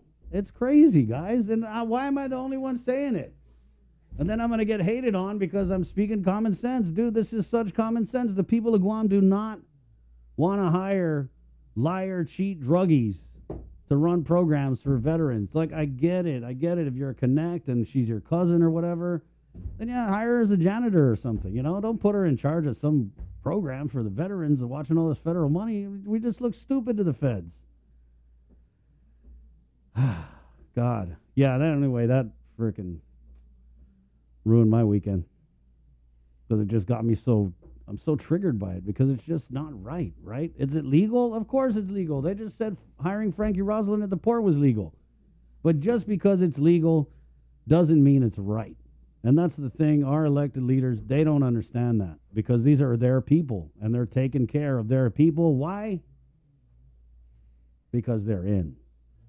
That's your slogan. I didn't come up with it. You guys are the ones like, hey, you want to be in, everybody? Come on. You deal drugs right, you in. How about you? You liar, cheat, fake diploma, you're in. Come on.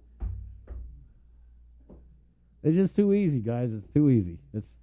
I don't even know what to say anymore. And guess what? I speak words for a living.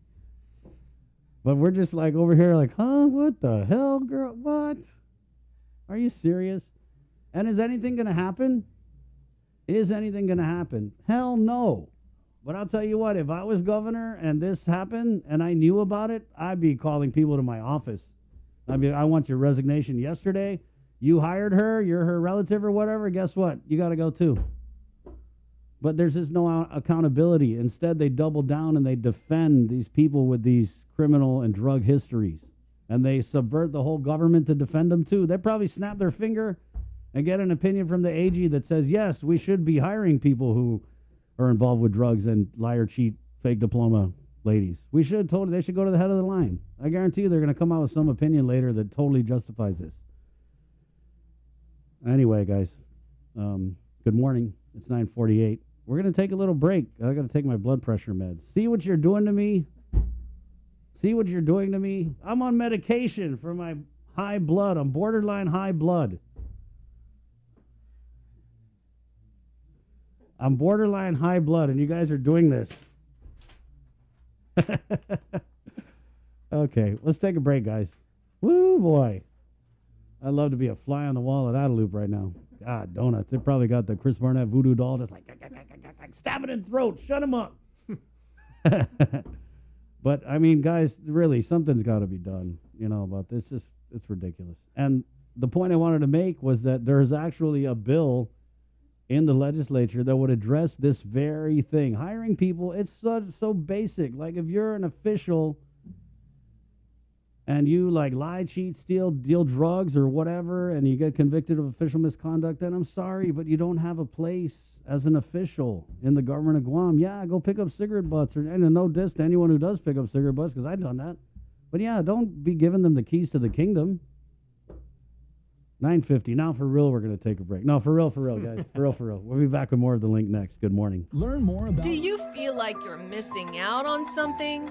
Make life more rewarding with Pacific Points.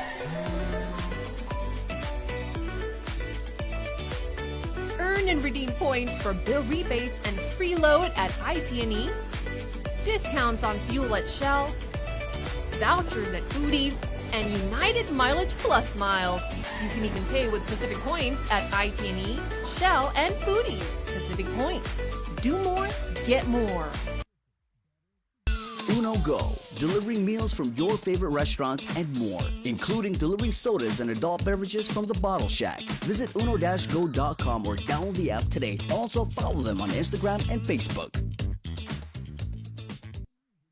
Our World War II survivors have endured more sacrifice, suffering, fear, hope, and perseverance than we can ever imagine. Their stories have been passed down from generation to generation and have become a central part of the legacies and histories of our families. As we commemorate our 77th annual liberation, we invite you to share these stories and special memories as we present My Liberation Hero. During the month of July, KUAM will feature these tributes on KUAM News as well as on our digital platforms. We ask that you start your video or written submissions with the phrase, My Liberation Hero is. And please submit pictures of your heroes if you have them. Send your emails to liberation@kuam.com. And let's give everyone a chance to reflect and remember these special times and people in our history. Happy 77th Liberation Day, Guam. Brought to you by Coast 360 Federal Credit Union, Ordot Dental Clinic, and Vince Jewelers. Catch SportsLink on the KUAM News Morning Show, The Link, every Friday to hear about the latest in sports news, game schedules, athlete profiles, and more. SportsLink, Brought to you each week by Cure Alkaline Water and Mariana's Irrigation and Landscape. airs every Friday across the multimedia platforms of KUAM. Tune into the broadcast on Breeze 93.9 FM on KUAM TV 11, live streaming through the KUAM News Facebook page, or view highlights on YouTube, KUAM News Facebook, and Instagram. SportsLink is hosted by Dave Delgado through KUAM Sports, and he will make sure that everyone knows what is happening on the fields, in the gyms, and everywhere in between. After a year with so many games and events delayed or unplayed, the world is ready for anything and everything in the world of sports. KUAM Communications is ready with more games, more championships, and more specials that are guaranteed to bring out the fan in you. Don't miss a minute of gameplay from NBC on KUAM TV 8 or from CBS on KUAM TV 11. Every month, we'll bring you the action and excitement. Brought to you locally by Michelob Ultra, Superior Light Beer, Mariana's Irrigation and Landscape, and Docomo Pacific. Just more great reasons to tune in and turn on so you'll fall in love with TV again with the best from KUAM Communications. We've got our Cover Me, which is brought to you by our friends at Docomo Pacific and Burger King, guys. You get you a flame grilled Whopper. That's on Wednesdays. It's Whopper Wednesday as we celebrate the class of 2021. All you got to do is say, I love the Whopper, and you're going to get a free Whopper just like that. Also, they've got their new French toast breakfast sandwich now available at BK, Tumon, and Hagatnya. Jay, tell us a little bit about our Cover Me segment for this morning. Yeah, so this is an old favorite, and sometimes we'll get DMs and people say like, I know Cover Me, you guys play like a wide range of music. Can you play that track by Connor again? Right. Connie Yithwithang. And this is Island Girl, right? Wow. Yeah, so you just said his name right. Well, thank you. Connor Yithwithang. Yeah. Okay. And this song has a real serious groove into it. We premiered it on Local Music Mashup and everything like that. Yeah. Instant hit, I want to say. Awesome. Good stuff. Yeah, based on the reaction. And people are actually asking for this. So ask and you shall receive. There you go. Just slide into Jason's DM and you got it. 9:54. Is there another way to say that? Just message Jay politely on the KUAM social media networks. All right. Let's Cover Me. Burger King and Docomo Pacific. Good morning.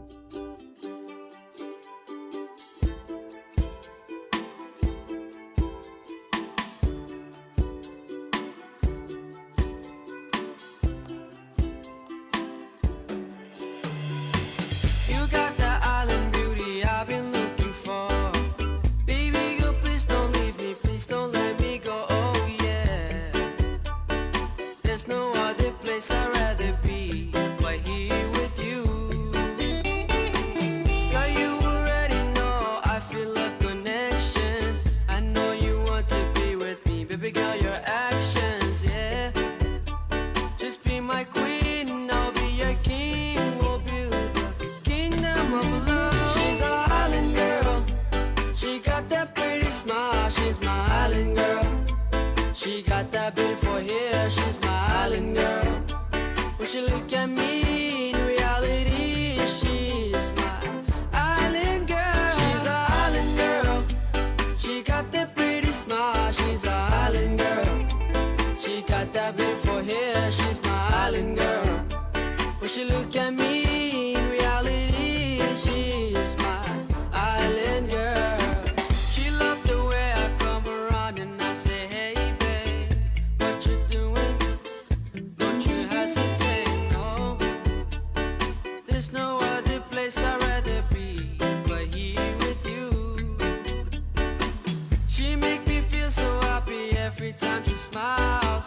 She does things differently, she do it all in style, oh yeah. She got that vibe I can't describe. She's just my island girl. She's an island girl. She got that pretty smile. She's my island girl. She got that beautiful hair. She's my island girl. When she look at me, in reality, she's my island girl. She's an island girl. She got that pretty smile. She's an island girl. She got that beautiful hair. She's my island girl. When she look at me, in reality, she's my island girl.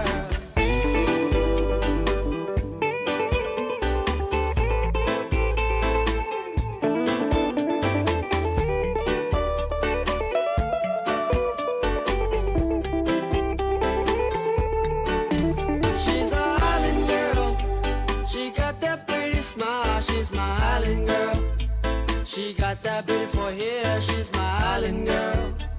When she look at me, in reality, she's my island girl. She's an island girl. She got that pretty smile, she's an island girl. She got that beautiful hair, she's my island girl. When she look at me, in reality, she's my island girl. Yeah, baby, you're so fine, you blow my mind, make my heart go boom, boom, boom. You truly are sent from above. Thank the Lord that you are mine, my island girl, so beautiful. So beautiful.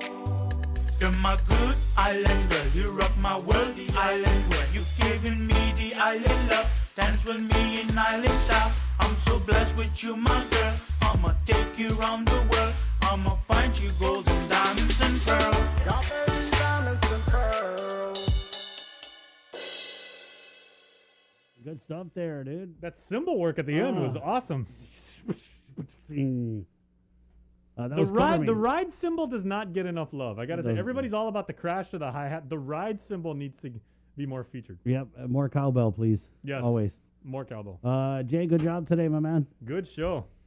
KUAM TV, thank you guys so much for jamming with us on the link. It was brought to you by Pacific Points, ITNE, Cabo Enterprises, and our friends at Jack in the Box. Thank you. Sabrina Salas Matanani will be back on the link tomorrow morning. Yep. And you know the most exciting part about the end of this show? We know we get to do it again tomorrow. Yeah, that's it, guys. So thank you so much for your support. KUAM TV, that's Jason. I'm Chris. Está. Adios. Happy Monday.